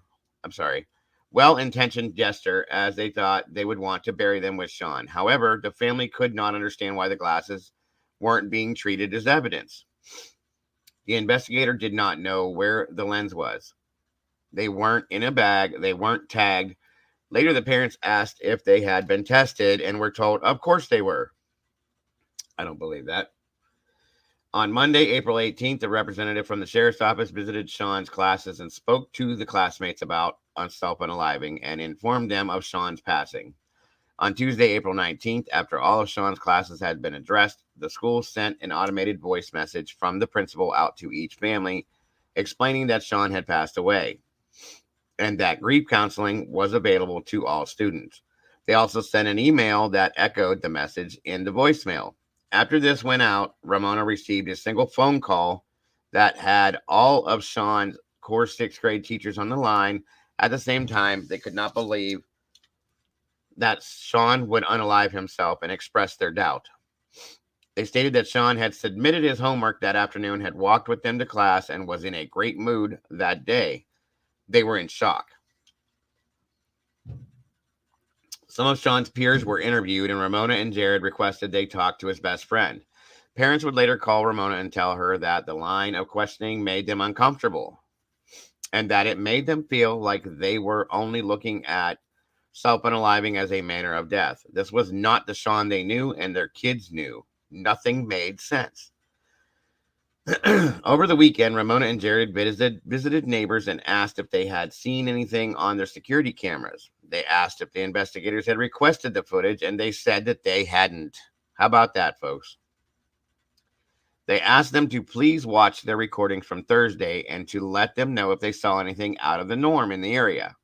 It was odd that they were the ones canvassing the neighborhood and didn't understand why the investigators had not spoken to the neighbors yet. A few neighbors posted in the HOA social media group asking for bids, and if anyone had noticed anything. The page received a still screenshot from a house on Sandalwood with the landscaper's truck in front of Sean's house, timestamped 4:36 p.m. Eastern Standard Time on April 14th, 2022. This was 13 minutes before Maria got home. It was a still shot from a video, as you could see the recording minutes on the bottom of the picture. They asked the neighbor for the full video several times, but were never given the footage. Ramona and Jared had several calls with the medical examiner regarding her findings. When a forensic pathologist is assigned to a case, she utilizes the body, any evidence she is presented with from the investigators, and theorizes how the decedent passed based on a combination of fact and opinion. In fact, the lead investigator was listed on the autopsy as present during the exam, as well as the person who brought evidence to the ME for measurements, etc. The ME was giving the string that had been found on Sean's neck. Hold on a second.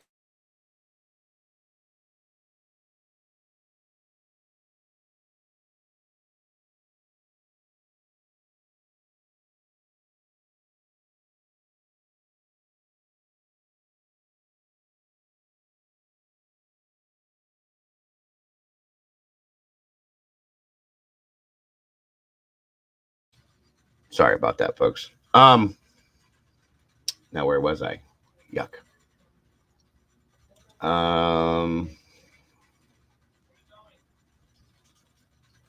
Okay.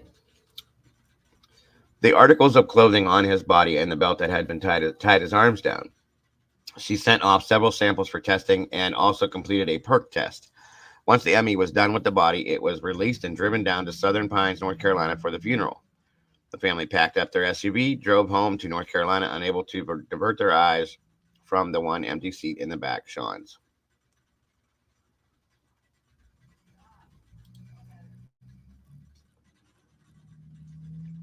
One second, folks.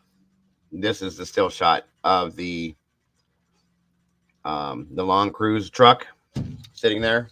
Okay. So. And that's the only one. There's not more ring cams around there or anything. That was the only one that came forward. Wow. Was it? Okay. And that's all you see. Okay. Wow. It's just odd to me that that's the helmet bag and the helmet itself. Okay. There's the handprint. You're going to tell me that you couldn't pull prints off of that? Wow. That it was unusable? Miss me with that bullshit. I'm sorry.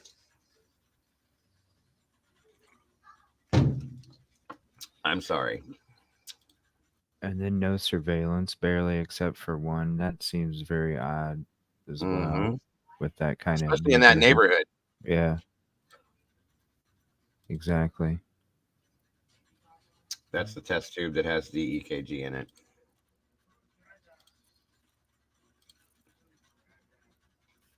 That would be him and his sister. This makes me so mad. You guys have no idea. I still don't get what was found in the parents' bedroom. That still just throws me off. I don't. What are you talking about? The underwear thing? Yeah, that just throws me off. I don't know. Like everything else seems like it's, one keep thing. It 100. No, I'm not into that today. I'm sorry. It doesn't match what I'm covering today. Sorry. Keep it 100. So that is the story of Sean Daugherty, folks. It's so crazy. And it's very sad. And I'm not going to let it go. I'm not going to let it go. I'm not going to let it go. I can't. I just can't.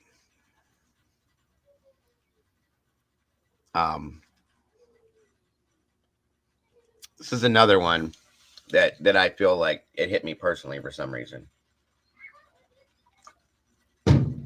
A lot of these cases do. Most of them, it's usually when it comes to children. Yeah, Jules. It gets in here. It's in here. Every time I come back to this case. It's the third time I've touched on this case, and every time I get the same reaction from myself. Jules says the underwear in his parents' bedroom, the toddler being covered up with the laundry, the heat. Yeah, none of those things make any sense, okay? I can't find the autopsy, so I can't share it with you guys. I'm obviously not going to show you any live pictures. I don't do those kinds of things here, folks. I just wanted to see the autopsy sheet and to see where the markings and everything on the body were. It was, from what I understand, it was marked down on the autopsy sheet about how tight the ligatures were on his arms. Okay. Which in turn, once again, says he couldn't have done this to himself. There's no way you can do both. Okay. So anyway, that was hard. I knew it was going to be, but that's it right there, guys. If you go to this page, okay, there is the link for the petition. I would love it if you all would just go look at it. You don't have to agree. You don't have to sign it if you really don't want to, but I'm just asking for you guys to think about doing it possibly because it is something that is really going to help. Okay. In a sense, I believe. And if not, I understand. I wouldn't hold it against anybody for not wanting to do it. So no worries. That's their the Facebook page is called What Happened to Sean. The link is right there. Okay. And it was put together by a private investigator. Yeah, if you will as well. Thank you, Jules. If you have Facebook, please go follow the family's Facebook page to show your support as well. 100%, please. Takes 15 seconds. That's all it takes. Absolutely, that's all it takes. Once more, another family that has lost something that they cannot ever get back, and they're being deprived of the truth. They'll never have real closure on this, ever, as far as I'm concerned, because they're not being told the truth. We know that they're not being told the truth. They know, obviously, that they're not being told the truth. Okay? It's insane to me that these things happen.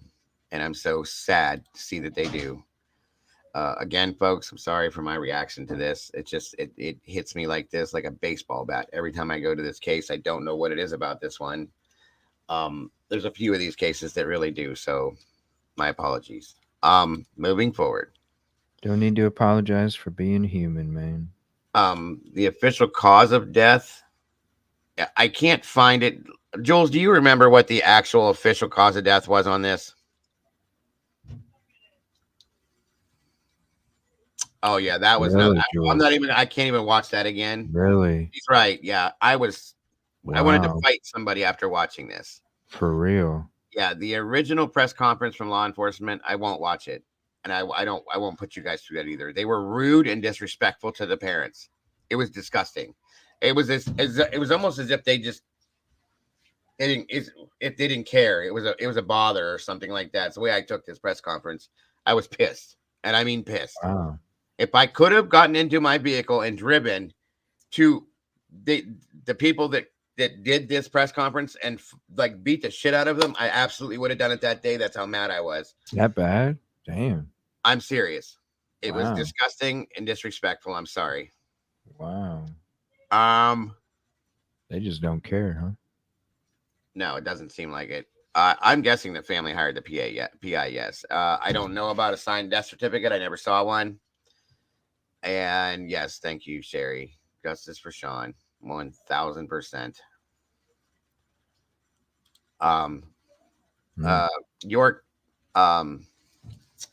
Yorktown, Virginia. Yeah. What is that? You all need to do the other quad.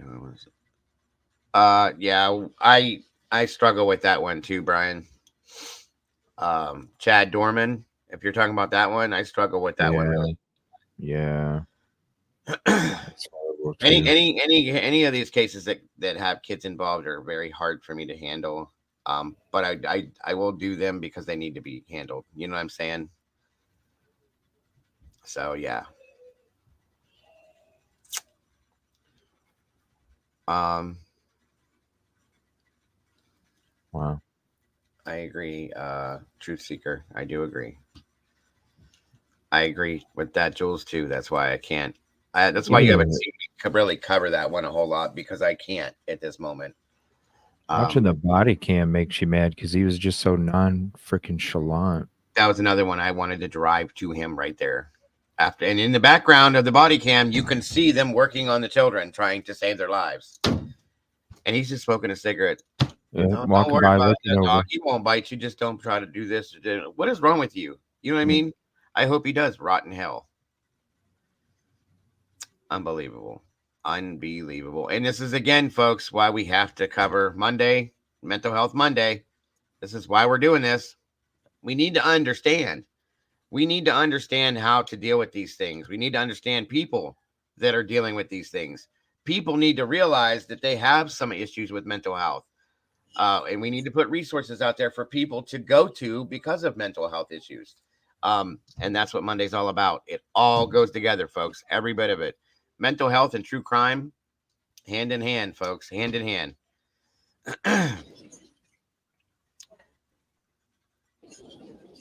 Yeah, I know. I agree.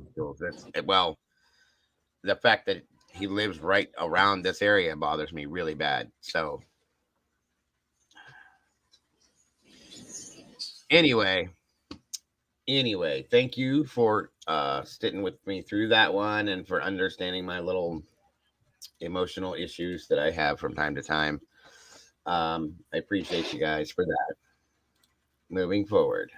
There at one point around Sean, we had so many that were kid cases. All of a sudden, it was awful.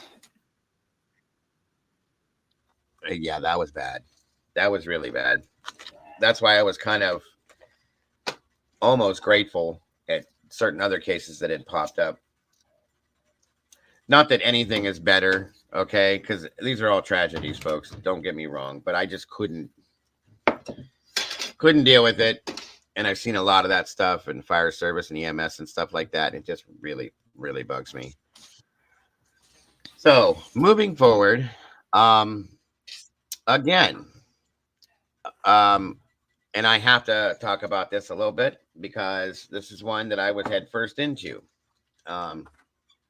Never will forget it. Again, just like Sean Daugherty's case, we can't. As a society, we can't. Because if we let go of these, we forget about it. We let it go completely cold, which I think is what people want to happen. It's forgotten, and nobody will ever know the truth, ever, ever, ever. And that's beyond wrong. Beyond wrong. So it's not going to happen. 1 second here, folks. Let me get this loaded up for you guys as well. Sorry. Hold on a minute. Wondering what the backgrounds of the LE are. Mm-hmm. That's a good question, isn't it? Yeah. And CJ, there's a link in the back chat about there. It's a news conference in response to the police response to the family. Okay. So you might watch Thank that. you. It's. Thank you. Oh, you want me to play that real quick before we move on? If you want to, that's fine. Yeah, I just thought that we were done with coverage wise. You just said something. I definitely would have popped this. Anything that goes with this, I have no problem playing. In the back chat, and then my kids walked in, and I had to give them hamster medicine, and so I didn't get to tell you. Oh yeah, no worries. No explanation needed. Well, this will be the last piece that we look at on this, and then we'll move forward. Thank you for that, Mama Bear. You're welcome. Okay. 1 second here.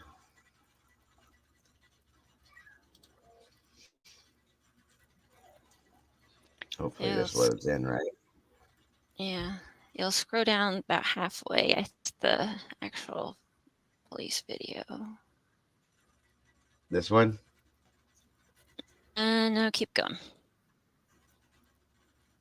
Oh, let's see. Oh, this, yeah. Yep. Okay. Yep. All right, guys. I'm gonna be quiet while you watch this. Oh, this is the. I have to. Oh, here we go. Watch the chat, guys, because I can't see it. If you wouldn't mind, please. Yeah. All right, here we go. Recent statements have caused concern in the community that the death of a 12-year-old on April the 14th, 2022 has not been fully investigated by the sheriff's office and that there may be a killer in our area that poses a threat. Nothing could be further from the truth. It has been the long-standing policy of the York-Poquoson Sheriff's Office to not release information relating to cases of suicide, particularly those cases that involve children. We do everything within our power to preserve the privacy of the grieving family. We take these matters very seriously, evaluate all evidence, and consider all parts. The York-Poquoson Sheriff's Office is aware of a recent social media site created to provide the public with theories surrounding the death of this 12-year-old. Much of the information being posted to this social media site is opinion, innuendo, and fabrication, which is not consistent with the evidence that was collected by Sheriff's Office investigators during their investigation. For real? Wow, okay. Once that evidence was collected, it was submitted to the Department of Forensic Science for evaluation and later to the Office of the Chief Medical Examiner. By law in Virginia, it is the chief medical examiner's responsibility to determine the manner and cause of death, which they, the chief medical examiner's office, determined to be a suicide. In addition, the sheriff's office met with the family on multiple occasions and gave them the opportunity to discuss this investigation. Additionally, an offer was made to have a group meeting after the findings of the chief medical examiner's office that would include the family, members of the York-Pocoshin Sheriff's Office, and the office of the chief medical examiner. As of this date, the family has not expressed interest in scheduling the meeting. Instead, they chose to post this video publicly. There were several key points that were made in this video that the sheriff's office will address.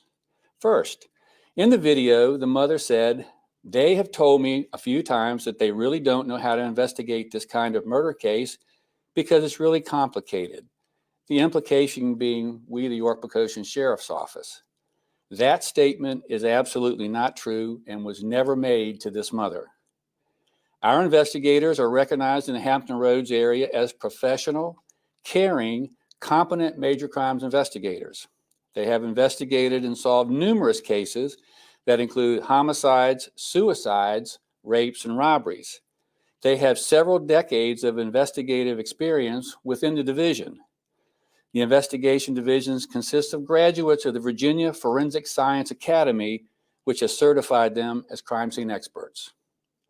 Along with processing the scene and interviewing witnesses and the family, investigators interviewed a significant number of people to include surrounding neighbors, lawn care personnel, school officials, friends of the 12-year-old, and other community members.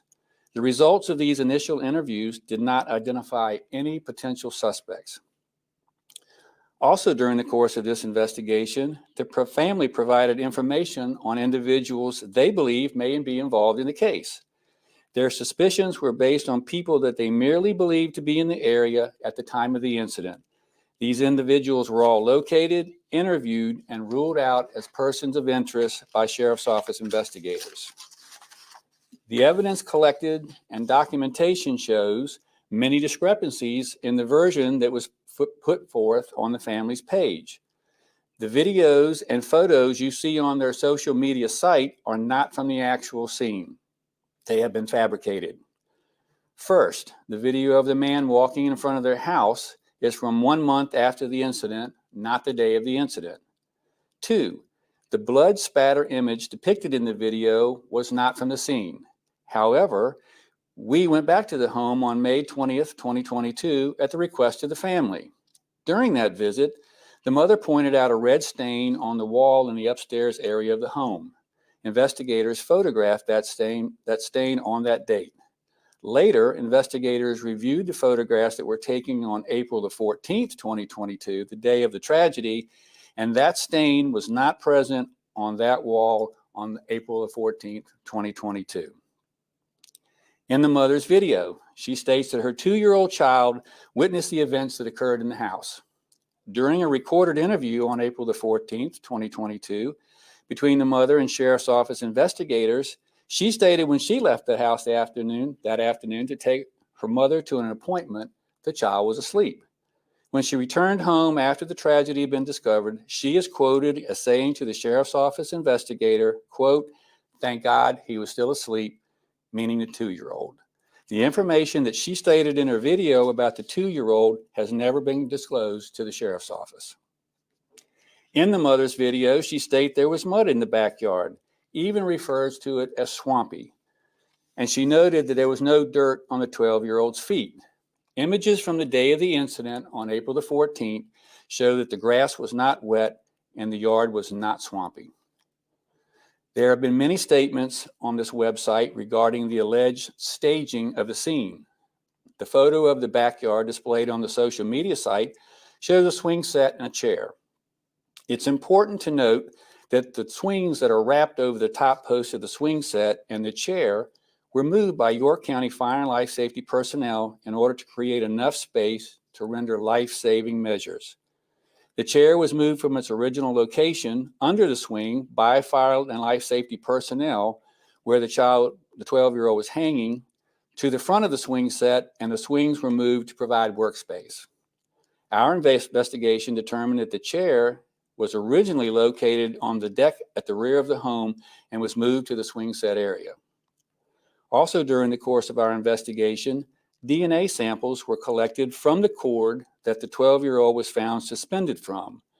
This cord was not a shoestring. It came from a motorcycle helmet bag that belonged to the stepfather that had been previously located in the garage. The 12-year-old's DNA was the only DNA found on this cord. Specifically, the DNA swabs were taken from the knot placed in that cord, and the only DNA on that knot belonged to the 12-year-old. In the video, there's an allegation that members of the YPSO, the York Pecos. You're such a piece of shit. You can't even say his name. His name is Sean, not the 12-year-old. Sheriff's Office washed blood from the 12-year-old. At no point did any member of the Sheriff's Office clean or remove any blood from the scene or the child. At the hospital, investigators placed bags over the 12-year-old's hands prior to him being transported to the medical examiner's office. This is common practice to prevent the loss of any potential trace evidence. Based on the fact that the family was telling us that neighbors had information that they were providing to the family about possible suspects, our investigators went back to interview those neighbors, and none provided any additional information or new investigative leads. There is a statement in the mother's video about the unusual location of the 12-year-old's underwear. The clothing that the 12-year-old was wearing when he was located that day belonged to his stepfather, to include the stepfather's shirt, pants, belt, and stepfather's underwear. The 12-year-old's underwear were found in the same room where his stepfather's clothes were kept. In the video, the mother states that someone from the York Pecos Sheriff's Office sent her a text that stated, quote, "Time to move on." To our knowledge, that statement was never made. We have done some research and have not been able to locate a text message telling the family to move on. The only text similar to this was a text between the investigator and the mother, where the mother states to the investigator, quote, "It is time to heal." Several theories were presented to the Sheriff's Office investigators by the family. The first theory provided to the family about what happened that day stated that they believed that this was a burglary, and during the burglary, their 12-year-old was sexually assaulted and murdered. However, Sheriff's Office investigators found no evidence of an intruder, and laboratory and medical evaluations of forensic evidence sent to the laboratory found no signs of sexual assault. The second theory presented by the family was that this was carried out as a military-type operation directed at them, the family, due to their rank in the United States Air Force. And finally, they identified 3 different people based solely on speculation that they frequented the neighborhood. All 3 of these people were. Now, why didn't he debunk that theory? You hear how he debunked the first theory they had? Right. Why didn't they debunk that theory right there? Makes you wonder, doesn't it? And they supposedly have all this experience, you know, like he was talking in the beginning, they're experts. How in the hell, if you're an expert, all that this guy is doing right there is trying to make, trying to make the family look like they're stupid. Why would you, even if they were wrong, okay? Why would you do that to them? What kind of a person does that after going through a tragedy like this? So again, pay attention to what he just did, guys. The first theory he tries to debunk right immediately. He doesn't say a word about the second theory, does he? Not one word. Nope. Were located, and Sheriff's Office investigators eliminated them as persons of interest in this incident. We did not address every inconsistency or fabrication from the social media site. We conducted a thorough, professional, and exhaustive investigation. There is nothing whatsoever to indicate that there is a killer in our community. As I stated at the beginning of this video, it is our policy not to discuss these issues in public, particularly when they involve children. However, the social media site has caused great concern within our community. We still extend an invitation to the family to meet with members of this agency and the Office of the Chief Medical Examiner to discuss the results of the autopsy and our investigation.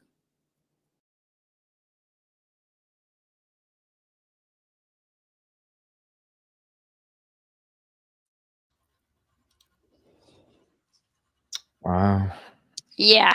I see why, man. That's ridiculous. That's why I have to be quiet when that plays, because I will go through the whole thing and cuss him. The whole. The last time we watched that, nope. Like I said, I wanted to get in my truck and drive there and fight with him right then and there. It did. I was like, no, let's not. Moving on. Anyway, it's disgusting to me. I'm sorry. It is just disgusting. I'm just mad because they put everything on Facebook and, put pressure on them, and he didn't like it. Right. That's what he said. It's causing problems in our community. Do your job. Do your job. Okay? Yeah. You won't have those problems. You need those problems in your community, obviously. I would be worried too. You don't like it? Get a new job, bro. That's your problem. And I do believe that there was a message that was deleted that said it's time to move on. Right. Because that's how they talk. That's how they have talked. Mm-hmm. Well, at 12 years old, Carolyn, you're legally allowed to babysit. And it wasn't for a long period of time. The 16-year-old was on her way home, as you saw. All of this was going on. You should be able to trust this situation. Obviously not. Yeah. Unbelievable. What's up, Stevie? Good to see you, bro. I'm so angry. Anyway, this is why I haven't done this one in a while, because I go through this every time. But anyway, moving forward again, we have another child. Sad but true. And again, folks, I'm sure you guys know all about this.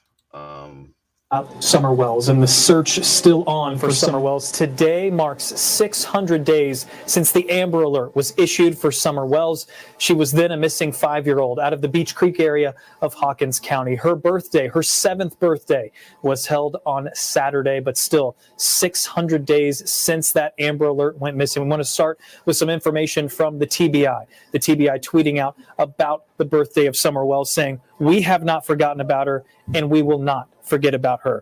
Agents continue to investigate the circumstances surrounding her disappearance.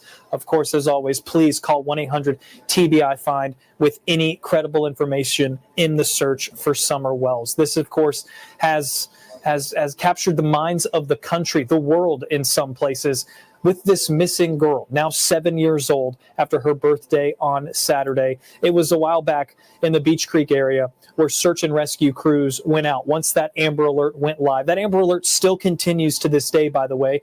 We have checked and confirmed that with the Tennessee Bureau of Investigation, as they say, like that tweet you just heard. They haven't forgotten about her, and we won't. We won't either here at WVLT. That's why we're continuing to raise awareness to get her name, to get her picture out there to whoever's watching. Maybe you've heard this for the first time. Maybe you're just now seeing this. You've moved from another part of the country.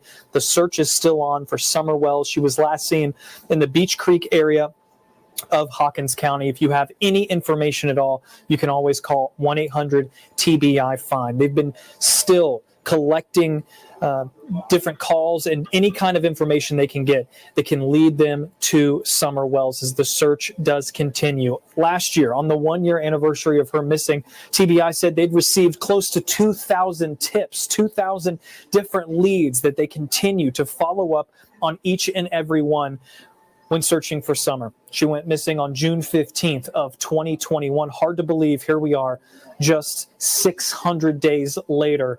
Still, no new information. It's been a while since we've had any new information in the search for Summer Wells. One of the things we did get to do to mark the year since she went missing was talk to her father, Don Wells. Our Erica Lunsford went with him to their property as the search for Summer continues to see a little bit of what her life was like there and hear from Don himself. Take a listen.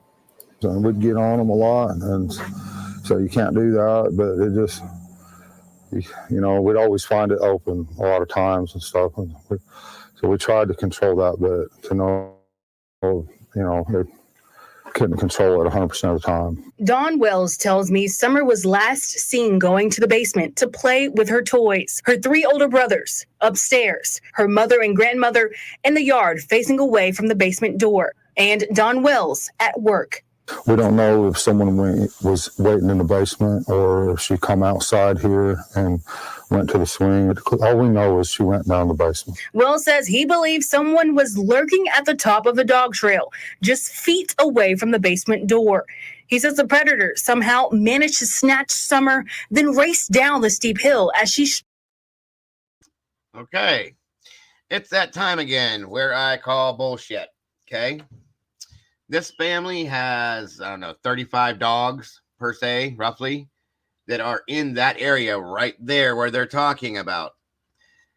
Dawn had this story from the day that this happened and never once let go of this story, stating that his wife, okay, let me show you something here real quick, folks, because I'm knees deep in this one too. All right. Now, right over here is where the mother was standing, okay? She walks over this way. You see my cursor? It's tiny, I know, okay? Here is the camper where the Grandis, I guess they called her Grandis. Yes, meatballs deep. Thank you, Mystic. She was standing here. This is her story as to what happened. Over here with her mother, helping whatever, something had sent Summer in this door over here through this doorway here inside with her brothers and said it was like 2 minutes. She swears it was 2 minutes. She walks from this area in and asks her brother, her boys, where's your sister? They said downstairs. She calls for her, she says. Over here is the door to the basement, okay? Again, over here, you can't really see it because of this banner on the bottom. There's like 15 dogs that are here. That anytime a car goes anywhere near this, have a great day, Paula. Thank you for joining us. Absolutely, Leslie. I understand that. Anyway, if somebody would have came up through here, through these woods, okay, went in that door and grabbed her and went back out, those dogs would have been going nuts, and they would have heard it over here and inside the house and looked out the window or looked around to see why in the hell the dogs are barking. That didn't happen, you guys. I don't believe that happened at all. I'm sorry. So that is the story that they're sticking with. I really feel that it was a lot more than that. And I can explain to you why here in a moment. Let's see here. She said the dogs picked up her trail around the guy's house and his mom's house. They said that the dogs picked up scent over here. Well, she lives here, folks. Of course she's going to be around in this area. There's going to be a scent for her over here too. Okay? That's just it's common sense. I can't believe this knowing what I know about this. Okay? I can't. And there's a lot of you guys that have been invested in this case along with the rest of us too. Who was the guy that died in February? He seemed buried Summer in the cave on his property. What? He seemingly buried Summer in the cave on his property. I have no idea what that one's talking about. That's new to me. 2 minutes in tweak time. Oh, that's true too, Molly. Anyway, moving forward. We don't know if someone was waiting in the basement or if she come outside here and went to the swing. All we know is she went down the basement. Will says he believes someone was lurking at the top of the dog trail, just feet away from the basement door. He says the predator somehow managed to snatch Summer, then raced down the steep hill as she struggled. I guess you guys want to walk down through here? The trail was not an easy walk. To get down the rugged hill, Wells and I had to hold on to trees. I struggled not to trip or even fall on tree roots. And slide a little bit. So the dogs kind of... which again, to me, is telling me you're not going to grab a child that's going to probably be squirming and run down through there without falling and breaking your leg, your neck, your arm, whatever. It just doesn't make sense, folks. Kind of came down this trail here. Yeah. It's pretty steep. Yeah. I didn't know the dogs even had a trail down through here till the police dogs followed it all the way to the road. Will says he overheard authorities say search dogs followed Summer's scent down the trail to the road before losing it. He painted a vivid picture of a kidnapping, telling me a neighbor likely heard Summer scream.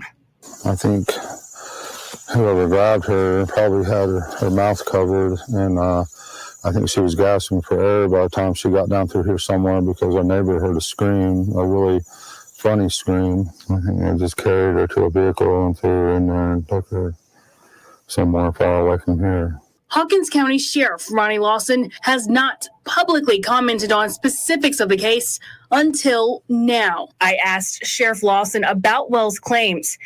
Did dogs follow Summer's scent down the trail to the main road? The sheriff says yes. The dogs had a pretty good trail, a track for a little while, but then it disappeared. But they lost scent when they come to the road. And sometimes canines, they will lose the scent when it changes different type, whether it maybe went from the gravel to the pavement. And did a neighbor hear a scream? Best I recall, it's been a couple months ago. I think that was unfounded. Wells tells me the family home on Ben Hill Road is surrounded by drug dealers and buyers. You get all kinds, with the drug trade, and we've seen quite a bit of stuff surrounding the meth thing. We've parked our neighbors caught them parked at our road in our driveway in the middle of the night or early in the morning and stuff like that, and run them off, and they get mad and they raise Cain, and we've had quite a bit of problems. But Sheriff Lawson tells me Wells lives on a quiet street. I've heard rumors of, there is maybe a drug dealer on that road, but it's just like anywhere. Ben Hill Road is no different than any other roads in Hawkins, Sullivan, or any other county, as far as even Knox County. We all have drug problems, but no, that's not that problem. That's not correct either. It's not like a hot spot. No, it's not a hot spot, and it's a dead-end road, so there's very little traffic, if any. Don Wells says he doesn't know why anyone would take his daughter, but isn't shocked by the disappearance of a child. There's a lot of missing children. But Sheriff Lawson says children don't just go missing, especially in Hawkins County. No, ma'am, we don't have any other missing children. At Summer's Hilltop home, Wells showed me a refrigerator he says Summer played on. I don't know what else she did, but what in the world is that? And we walked to Summer's swing. This is her favorite. That's her favorite. Yeah, she liked to twirl. Don Wells is pleading for his daughter's return. Whoever has her will have mercy, and please let her come home. Sheriff Lawson says investigators remain committed to finding Summer. Everyone in Summer's case is still a suspect. And we do want to show you right now on the TBI website, you can see for yourself that Amber Alert still active. The TBI still fielding tips. Any information you have, make sure you get it right to the TBI. You can call them at 1-800-TBI-FIND. As of a year ago, or right around a year after she went missing, they said they had close to 2,000 tips that they were trying to follow each and every lead that they could. Here's a little bit of that timeline, a little bit of what happened when she went disappeared on June 15th, 2021. It's now been 600 days since that Amber Alert was issued by the TBI. She went missing from the Ben Hill Road area of Hawkins County. You heard from the Sheriff, Ronnie Bell. They're talking about this is a very remote area. Not a lot of activity happens. So that's where they're kind of at a loss, is trying to figure out where did she go. They followed that scent down to the road from the dogs and then nothing. Once they go from dirt to pavement or kind of mix different types of materials is when the dogs have a real tough trouble keeping up with that scent. The TBI, Hawkins County deputies, are continuing to search once again, 1-800-TBI with any credible information. It has been 600 days and she turned 7 over the weekend on Saturday. Her family held a celebration for her. The TBI came out with information saying, we haven't forgotten her and we will not forget her. The same goes for us here. And here's that tweet from the Tennessee Bureau of Investigation. They said today, February 4th, which was on Saturday, is Summerwell's 7th birthday. She's now been missing for nearly 20 months. We haven't forgot her. We won't. Agents continue to investigate the circumstances surrounding her disappearance. Please call 1-800-TBI with any credible information. So once again, it has been 600 days since that Amber Alert was filed. And there again, anybody that would have any details, ideas, anything that knows anything, 1-800-TBI is the number on this case. And again, anything at all is important. Little, big, minor, whatever you think it is, it can still be important if you know something on this one for anybody that may see this. Filed. Her birthday was over the weekend. And keep in mind, authorities are also still searching. We haven't really heard kind of the end of this, but they're still searching for a 1998 to 2000 maroon or red Toyota Tacoma with a full bed ladder rack. Toyota Tacoma, a little smaller than a full-size truck. They're looking for one that at the time had a full bed ladder rack as well as white buckets in the bed of that truck. Still, they have not been able to find who drove that. That's one of the things they've been talking about, maybe a person of interest or anyone with information that could have been in the area is what they're searching for. There were a lot of rumors swirling online of that wasn't a thing or they found the person. The TBI came out a while back, said that is not the case. So really any information still, if you have anything, if you just moved to the area and you heard something, maybe you're new here and you haven't heard about this case, please share this story, share these pictures as far and as wide as you can as the search for Summer Wells still continues. Taking you back one more time to this website. This is on the TBI's website. You can see all the active missing child alerts. 1-800-TBI find a resolved one here out of Maryville just a couple of days ago. 1, 2, 3, 4, 5, 6 total missing kids, either with an endangered child alert or an Amber Alert active in the state of Tennessee right now. And of course, Summer Wells on there for the longest so far. It seems like 600 days since that Amber Alert went out for Summer Wells. Right now, you can head to the WVLT News app, our website, 600 Days Missing, the search for Summer Wells. We've got more information as well as a timeline going back to day one and what investigators have been looking for, the types of tips that they've got, and what they don't want in terms of hearsay or things that, hey, maybe I heard someone say this and I think this. You have a credible tip. That's what they want to know. They've had thousands upon thousands of tips so far. You can call the Hawkins County Sheriff's Office at 423-272-7121 or the TBI, 1-800-TBI-FIND. That's the easiest one. That'll get you to someone who can take your information, who can get you, or at least can take all that information in and get it onto the right people who are working day and night to still search for Summer. We had horse and rescue crews, the Churchill Rescue Squad, all these different organizations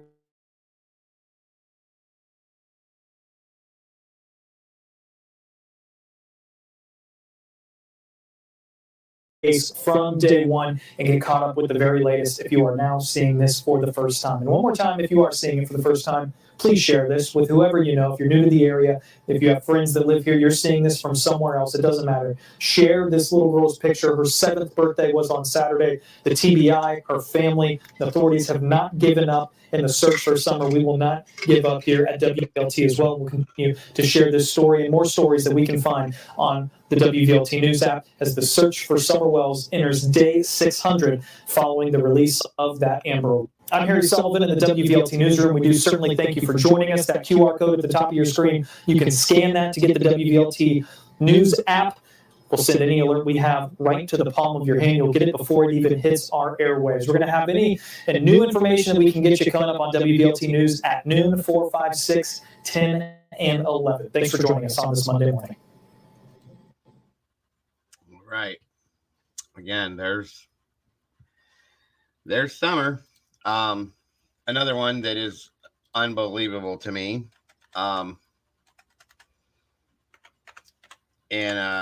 I've spent a lot of time on this one too. I think Molly has probably more information on this than anybody on the planet. Now the story behind this as well. There's a couple things in this that just don't fit to me, that don't make sense to me.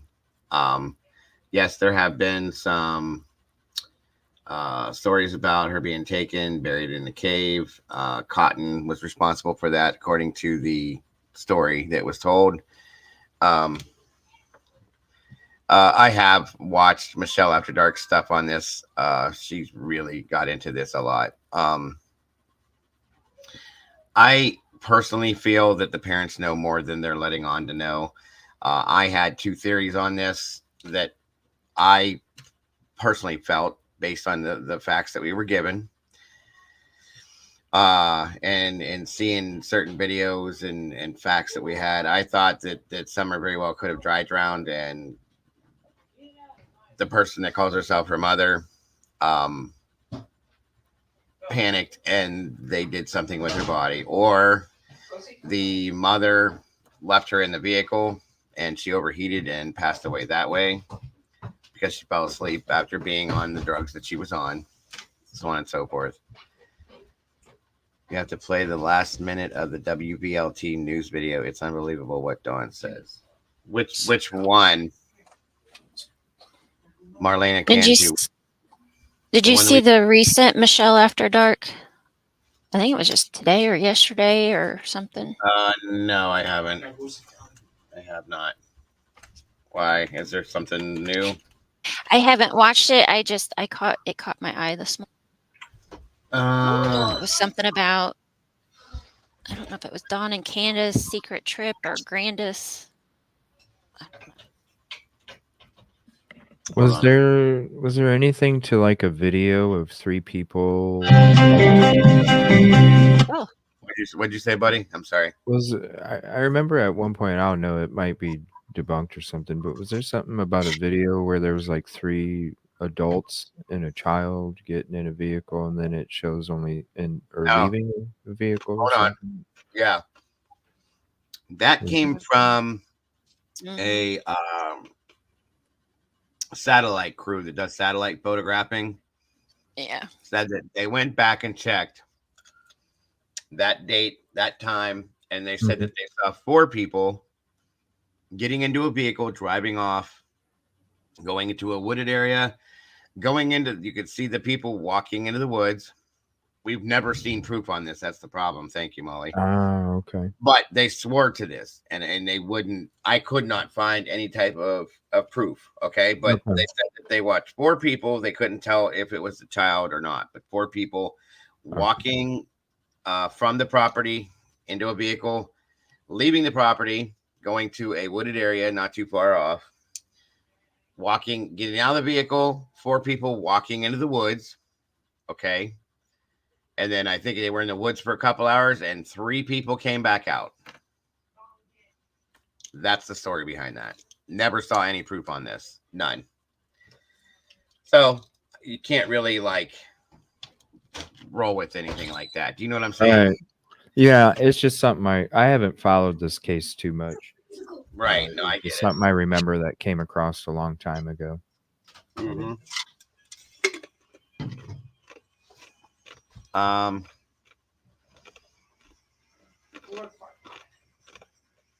There was also a theory that I slightly could have supported about her being sold for a debt or for drugs.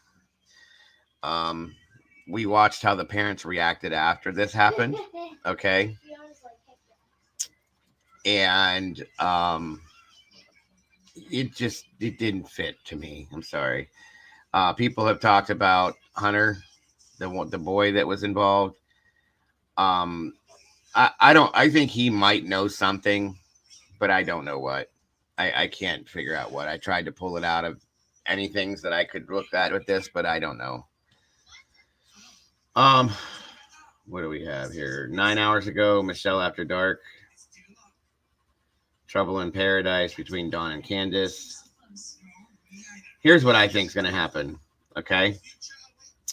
I think that if these two were to completely split up, as far as like divorce, breakup, whatever you want to call it, I think something will come out then. That's what I think will happen. I think that the reason why nothing's come out is because they're still together. And truthfully, I think that that's why Dawn is still with her, because I think that they both know something, and that's the reasoning right there. Because for whatever reason, Candace went into some alcohol-induced insane experiences after this, that she was going on YouTube, so on and so forth, blah, blah, blah. Not saying that they didn't already have issues, okay, with drugs or alcohol. It got worse. And to me, that's guilt, in my opinion. But I could very strongly feel that they know something. The dry drowning scenario, I really have a strong theory with, because there's a picture. It's even actually on my intro, a picture of Summer in the back seat of the vehicle, and I looked at that and I analyzed that. Hell, I think you, Anna, did it with us multiple times, didn't you, Mama Bear? And Molly did. A few other people did. And it looks to me, when you look at her hands, that the nail beds on her hands have blued. Okay, which means that the body is reaching for oxygen wherever it can find it, because it's not getting the oxygen it needs. In turn, the fingers are turning blue, okay, because it's dragging the oxygen from the body to where it needs to be. So yeah, I looked as if she was, if not deceased in that picture, on her way to being there. Could possibly have been. There was a little bit of shading around her mouth that was a little off looking to me. The water that day, the temperature of the water that day was 71 degrees. And it was that's not a place you're actually supposed to swim, folks. It's a horse. People take their horses there to drink. Okay. There's big jagged rocks all in there. She's a tiny little thing. Doesn't weigh very much. It's hard to keep your footing. Those rocks are all slimy and crap. It's hard to stand up. And she went under the water a couple different times. They said her lungs are tiny. Okay. So I could see her swallowing quite a bit of water, because they weren't paying attention. The mother, being who she was too worried about, in my opinion, hooking up with a 15-year-old kid. That's how that came off. It's very weird to me, that whole situation and that whole relationship, but it's just whatever. Getting high, drinking alcohol, doing whatever. They weren't paying any attention. They should have been at the wrong point, at the right time, I should say. So that was a scenario that went through my mind. There was another scenario, because the mother liked to do certain drugs and was probably tired all the time, that she may have come home, went in and fallen asleep and taken a nap, left Summer sleeping in the truck like she was, with the windows rolled up. This is Tennessee, folks. It's not cold there. It's very warm there. And, dehydration, and you pass away from heat exhaustion. It can happen. And she came out when she woke up and realized that Summer was nowhere to be found. Goes to the truck. She's still in there sleeping. Finds her the way she finds her, and that's where that scream came from, supposedly. Then she calls Don, because that's what she's supposed to do. You're not supposed to do anything until you call Don. He's the boss. And I think that there's a possibility that she took Summer, because she left shortly after that. She took Summer to meet Don. They met halfway from where his job site was to where they were, and he did something with Summer. That was a theory I had for the longest time with this case. And then, like I said, Fred brought out the whole theory about Cotton, and that I never looked into that a whole lot, because at that point we had moved on to something else. But yeah, there's multiple things that it could be with this, folks. Multiple things. So I don't know. I mean, it would be very easy to dispose of a body out in here where it would never be found. You guys see what the landscape looks like. It's insane. There's so many places that you could put a body. There's caves everywhere, riverbeds everywhere, just trees. And even in the wintertime, it's very, very vast, the area. It's very covered. So I don't know. There's a lot of people that ended up involved in this as well.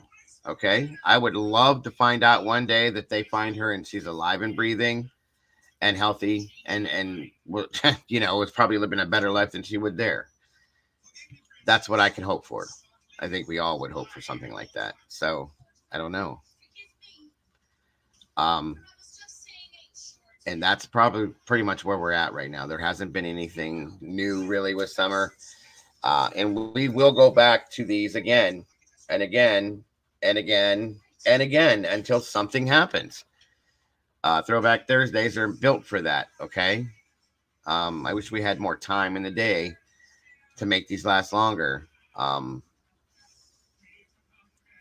It's just, this is so sad. It's so unneeded and unwarranted, and it just doesn't make any sense to me. It really doesn't. Yeah, they're defenseless, you know. 100%. Again, completely defenseless. This little girl had nothing. All she wanted was for people to pay attention to her. She was a beautiful, sweet. I watched videos of her at the church begging for people's attention because she didn't get it from her parents. She was very close to the one woman from the church, Robin, and was all over that woman. Every time you'd see a video of her, she was crawling up her body because Robin would pay attention to her. She would hug her. She would hold her. She would talk to her. She would pay attention. She would make Summer feel like Summer was supposed to be made felt like a beautiful child. This is what she was. Her parents were too busy with their stupid lives to pay any attention to her as they should have. So it's another one. And I repeatedly, folks, when I'm not live, I am repeatedly looking for updates in all of these cases. I really am. I really am. We didn't have time to get to all the ones I wanted to, but the important ones, they're all important. But this one is one of the coldest ones right now. Summers and Sean Daugherty's are the two coldest. KIELY Rodnni has been being looked at quite more recently. And there's so many more. We just don't have enough time in a day to do this. You know what I'm saying? So we're going to be doing it more often. I'm going to be devoting Thursdays to nothing but this. And I want to do more than just little clips of each case. I want to do the whole case and looking at it again and again and again. Maybe throughout the week, we'll do more of it. Either way, it needs done.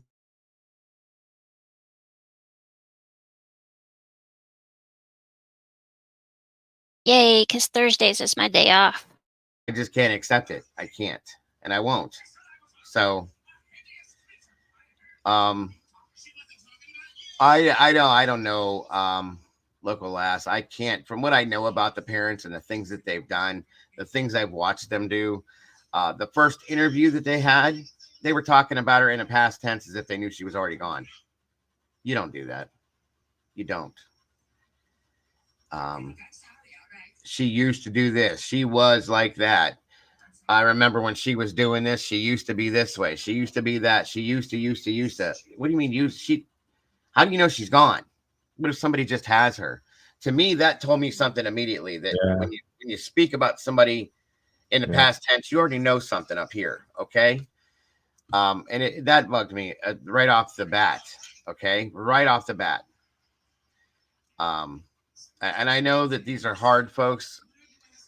They're very hard when it comes to kids. But this one, it just bugs me. And something else, like the sister of Candace going missing and Candace getting drunk and making comments about knowing where she's at, knowing that she's never coming back, blah, blah, blah. It tells me things.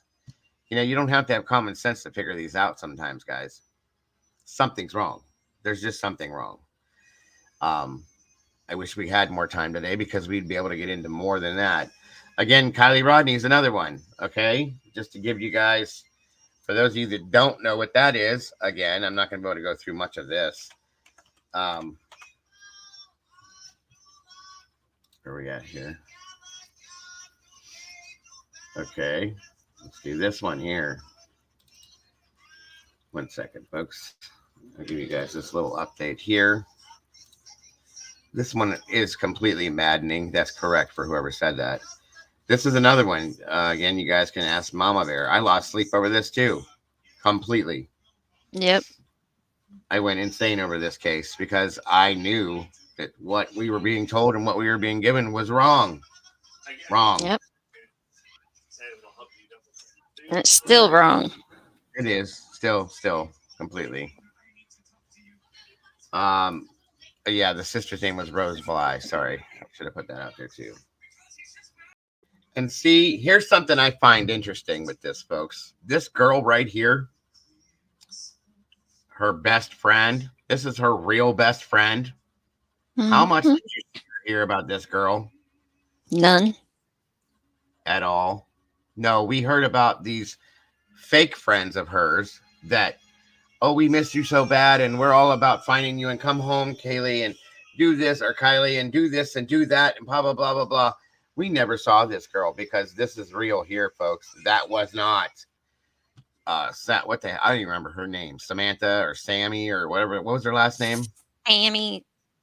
I don't know. Anyway, Smith, Sammy, I don't know. Sammy Smith or something like that. They weren't friends. They weren't friends. They didn't even know each other. They weren't on social media. They weren't nothing. This girl here, I know for a fact, because I've heard the name, is her real best friend. Okay? That's the problem.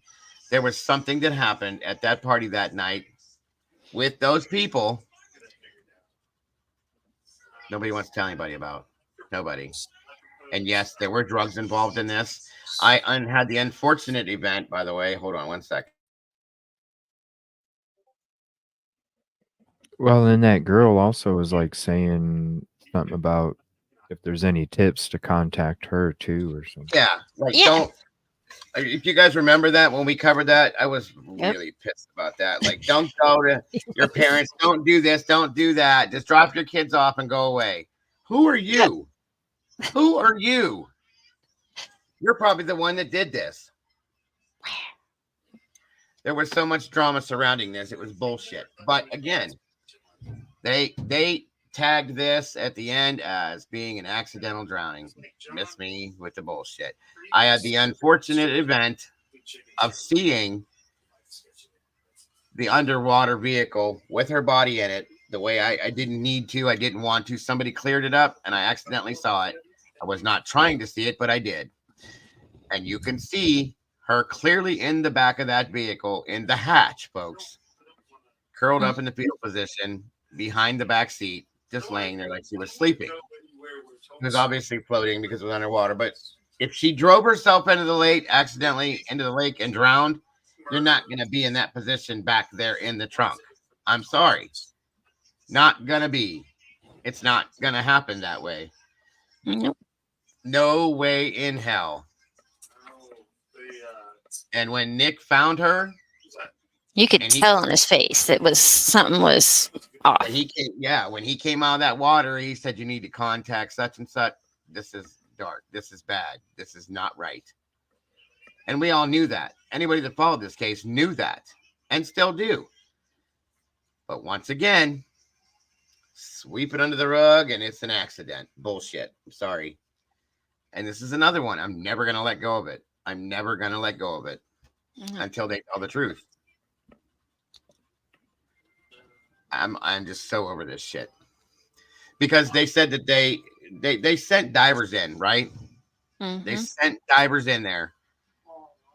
Yeah, he said it was not an accident. Exactly, Molly. They sent divers in that whole area, and we watched it here, guys. Live videos.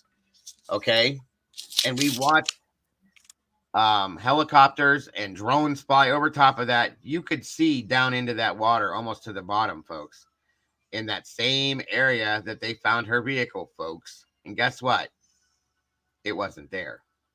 Not that day, it wasn't there. I feel like her vehicle got put in the water after the fact because they would have found it, saw it, and it was only 12 feet of water. Or 14. It was 14 feet of water. There's no way in hell that they missed that. No way. I'm sorry, but I don't believe that. I don't. And as when AWP got there, okay, they were there 20 minutes. Was it even 20 minutes and they found her? I was going to say, if that. Yeah, because she was right there. It was right there. Okay. Well, when they showed the drone footage, you could see the car. Yes. Yep. You could see it clearly. And the water level, they would have found her regardless of whether AWP did it or not. I don't like saying that name because I don't support that group at all. But anyway, it was there. Completely there, folks, at that time. I don't think it was before that, though. I really don't think it was. I think it was put there after the fact. I hate to say that. Yes, SF investigates, flew the drone over the water. I mean, it doesn't make sense, you guys. None of it makes sense. Once again.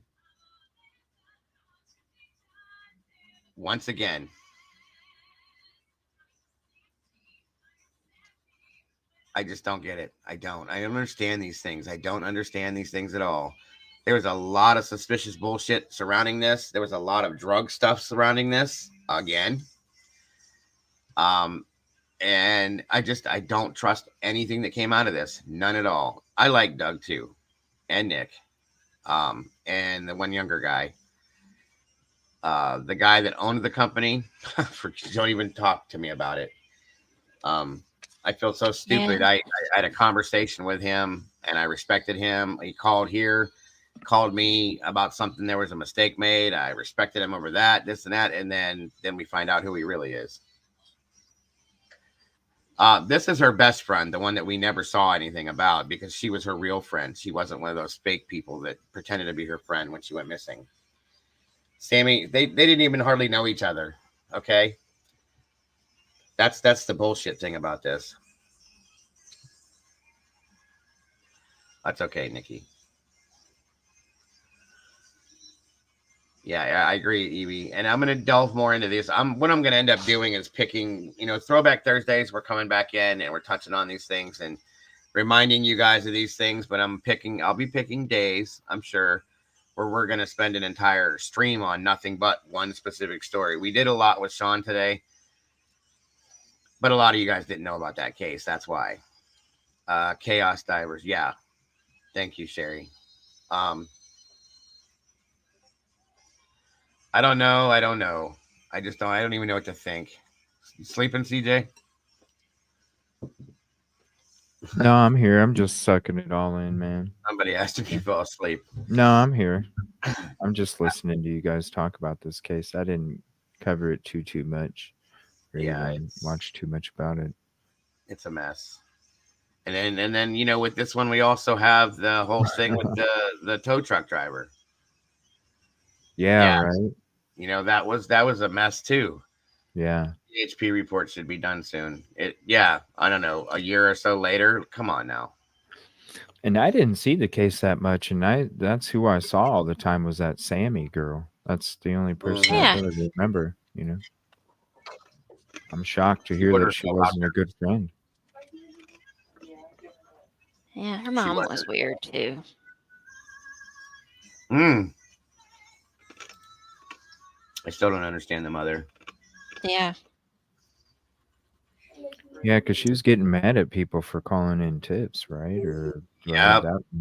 Oh, well, pretty much. She was mad at people. She didn't want people to be bothering with it. This, that, and everything else. It's such a mess. Didn't make any sense at all. None at all. She did not drive her car into that lake, folks. I promise you she did. So do you think that what kind of camera was it that had the vehicle driving into the water? Fire tower camera, which I think was bullshit. Sorry. Oh, you think it is? I absolutely think it's bullshit. I don't did a video on it. I think, Jules, didn't you do a video on the fire cams too, Jules? I'll have to hop off here in a couple minutes. I'm about done, buddy. We've been going for quite a while. I just I wanted to get 3 of these in here at least. Little bit of what we can on these. Yeah, so we did Josh can too. That was the other one, yeah. So again, guys, if you get extra time here and there, go look these up. We've all made videos on these cases. Molly says, and I don't know if it was Jules or if it was somebody else that did a video with the Ryan of Church lawsuit. Kylie's mom's like nowhere involved whatsoever with this lawsuit. It's really weird. Yeah, who is the lawsuit with? Because I didn't get to watch that. The dad and the grandpa against Ryan of Church. Right. Okay. And then the GoFundMe the mom's thing. Not listed anywhere. So weird. Right. Exactly. That was Jules too. Okay. I thought it was, but bio dad and mom's dad. Right. Okay. And the mother was just like she didn't care. Like she didn't want it. I just wanted to be over is what she was kind of acting like. Don't you want to know the truth? I would want to know the truth. Oh, the thing where we're saying she wasn't real. Yeah. I think he just got a little too much involved in it. I think that was the problem with that. Yeah, that's some crazy stuff too. Yeah, all true crime is important, not just the MSM one. That's correct. That is correct. Yep, the mom's name is physically nowhere in the suit.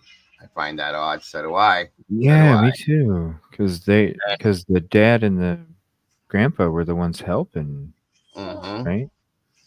Yep. Yeah, this one really bugged me too. Like I said, I lost sleep on this one too. There were so many lies and so many things in this that were just so wrong. But not too far out of the way here, folks. I'm going to go back into it. We're going to spend a day, maybe 2 days on this and look into the things that haven't been looked at and haven't been touched on, and maybe go back. I found that going back to these cases and going back to the beginning sometimes helps. Looking for things we might have missed, things that we don't see. We're going to do it. We're going to spend a couple. I know I swore to God to people I would never go back to this unless they found something else. Well, I have to, because I'm not pleased with the end result in this at all. Yeah, the money that was supposed to be used for a reward that the mother ended up keeping. Yeah. What? Yes. How much? It was quite a bit, actually. I can't remember. Jules, do you remember how much the GoFundMe was for? Sammy Smith's line asked the reason why I started my I remember. That's exactly it. What? I know that hurts. Like what? What you just did. Yeah, that's a fact. At least we got you out of Sammy. Yeah, I think that was about right, Evie. 75,000, something like that. But anyway, 150 was the goal, and it was moved a few times. Yeah, but like it was for a reward. Yeah, it was for a reward, which in turn should have gone to Nick Wren or AWP or however it would go. And right before that happened, they just switched it out and changed it up. Wow. Are you kidding me? Didn't Ryan Upchurch Yes. give them his Hellcat? They gave them the Hellcat, and he gave money. I understood too. What? It's just insane. Yeah, he gave the Hellcat to them for finding her, and it was supposed to go to one specific person, and it did. I think it ended up going to what's his name? I don't know, but the Ryan was mad when he found out about ADBP. When he found out about Jared, he was really pissed. Yeah. Yeah, I remember that. It's like, I want my Hellcat back. That's the thing. Yeah, he gave him $100,000. Wow. Okay, for finding her, and then he gave the Hellcat, and that went to Doug. Yeah, thank you. Wow. Yeah, Ryan was pretty invested in this from the beginning, like hardcore, and he got a little too involved, like some of us do. Yeah. And some things started to come out. You know, I'm not going to hold that against him, but some things. No, Ryan's great, but man, he got, like he said after the fact, he's like, I come to the realization that true crime is not my thing. Good luck with it. Nope. Go back to your singing, honey. Yeah, and he was like, I'm out. Bye. And I don't blame him. Like I said, it does it to the best of us. Yeah, it was like 200,000 exactly. Because the Hellcat was not a regular Hellcat. It was something that he had specially made and blah, blah, blah. So, yeah. Huh. But, wow. These cases. This is what really, like this case, well, Summer's case and this case really kicked me out into the true crime world. It really got me involved, and we spent a lot of time on this one. Like I said, when I was at the end of this, everybody, Mama Bear, Molly, everybody that was in here with me was sick of this case. They were sick of me with this case. I promise you they were. Just like we are with the other one. What's that? Just like we are with the other one, current one. These cases turned me into a different person, folks. Completely. Yeah, he did the whole she's not real and this stuff like that. And we were all just kind of like, what you talking about, bub? Right. You know, he got just too involved in it. He went too deep. He was digging too hard and this and that and everything else. And when you dig too hard, because you can do it, Yeah, you start to see things that are not really there, and you start to absolutely fabricate things, fall into things that you don't really want to. You know what I'm saying? So I think that's gonna be it for today, folks. I do. I think I got us caught up on some much needed cases that were going cold or that are cold at this point. Like I said, I'm going to spend some time on each one of these, like specifically, like the whole stream on it. Like we devoted a lot of time to Sean today. I wanted to do more, but that one, dude, that's like probably one of the worst ones for me. As you all saw my reaction. But anyway, and we will be definitely coming back to these guys, and there'll be more. There's a lot more. There's Aiden Clune. There's there was Michael Vaughn. Let me see. There's Baby Quentin. There's that one, Quentin. That's just she's trying to have her charges dismissed right now. Yeah, that's just stupidity. And there is another. Well, I can't think of his name. I'm ashamed of myself because I got all these names running through my head. But he was another baby, little boy. Monkey Vaughn. No, I just said him. The little boy that disappeared when they went camping. Somebody help me here, please. I'm looking through my list. I'm trying to remember. Let me just start naming off names. Parents. Dior Coombs. Thank you, Molly. I knew she'd have it. That one is another one that I need to throw back in here because I can't understand that one either. That happened quite a while ago.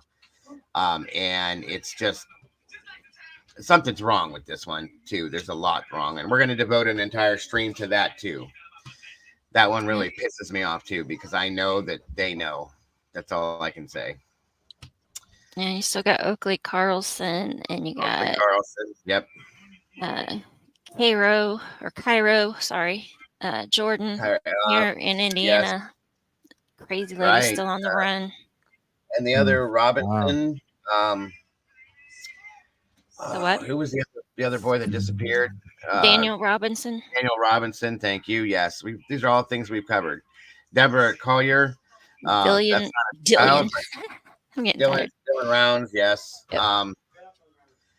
Deborah Collier is another one. I'm highly unhappy with the ending on that one. Yeah. I still want to go looking back on that. So we're going to come back to them, folks. We're going to come back to them. And then, like I said, Thursdays, start throwing stuff at me, folks. Please. Madeline. We just covered Madeline again not too long ago, but we're going to go back to that one as well. But tomorrow, folks, like I said, it's Sci-Fi Friday. Ryan Larson. Yes, Leslie. In fact, I'm writing that one down. Yeah, I wrote it down. Thank you. Tomorrow. Orrin and Orson West. The West. Yeah, well, I think we know what happened with that one. Madeline McCain. Yes, Nellie. Yes. Good old Sarah Boone, your favorite. Whoa, that one. Yeah. That one. Yeah. Madalena Kojikari. Kojikari, yeah, they just said that in here. Okay. I don't have my chat up. Deborah, and the Deborah Collier one really, really made me mad. I'll be honest with you guys. Being in the line of work that I was in and seeing things that I've seen, this and that, there's no way that woman unalived herself. She did not catch herself on fire. None of that's like that. It's not at all. Right, Molly. They do. The kid ones, especially the ones that involve children. Dylan, Dior, yes, all of them. Dior was rough for me. I wasn't really out here when Dior happened. If I would have been, believe me, we'd have been probably inside the computer running around. So yeah. Well, she's appealing things right now, Carol, as far as Leilani Simon, and she's trying to get the charges dropped because she's an idiot and thinks that they're going to drop him because of the way they found him. Well, no. It's so stupid. She's such an idiot. Both of them are. But that's pretty much it, guys, for today. I thank you guys all for being here. CJ, thanks for jumping up here with me, buddy. I appreciate you. Mama Bear, Thank always you too, man. was a surprise to have you up here, Mama Bear, and I am so happy you were here. Thursdays and Fridays, I should be here. Well, again, tomorrow, guys, is Sci-Fi Friday. We're going to be talking aliens tomorrow, folks. The real deal thing. So now, why are you going to bring your family into it? It is what it is. It is what it is. I hope you guys are excited for that because we're going to be doing it. It's going to be interesting too. There's a lot of interesting stuff I have on. Oh, I didn't even see. How you doing, Deb? I just see you there. How are you? Hope you're having a good day today. Yes, Miss Carolyn Miller, you are welcome. So bring your tinfoil hats tomorrow, folks, because that's what we're doing. Same time, same day, go same place. CJ is going to be live tonight. What time are you going live tonight, buddy? 7:30 Eastern normal time. Yes, Molly, we're going to be using your videos as well. Real videos, folks. Yeah, she's got some cool stuff. Yes, Molly's an alien. That's why she's a cat. Yes. So. Yeah. Yeah. She comes from the planet Kitty Cat. But anyway, I hope to see you guys here tomorrow. I hope to see you guys over at CJ's tonight when he goes live. Hope you guys have a great rest of your day. Until then, I love you all to death. And don't forget, guys, to love yourselves and love each other. And don't change a thing about yourselves because you are all the beautiful people. Moderators, great job. I love you guys as well. Thank you for everything. Anybody that donated to support the channel today, thank you for that as well. Super chatters, super stickers, all of it. You guys rock and roll, and I hope you have a great day, and I will see you all on the other side. Have a great one, folks. Bye-bye. Bye, guys. See you later.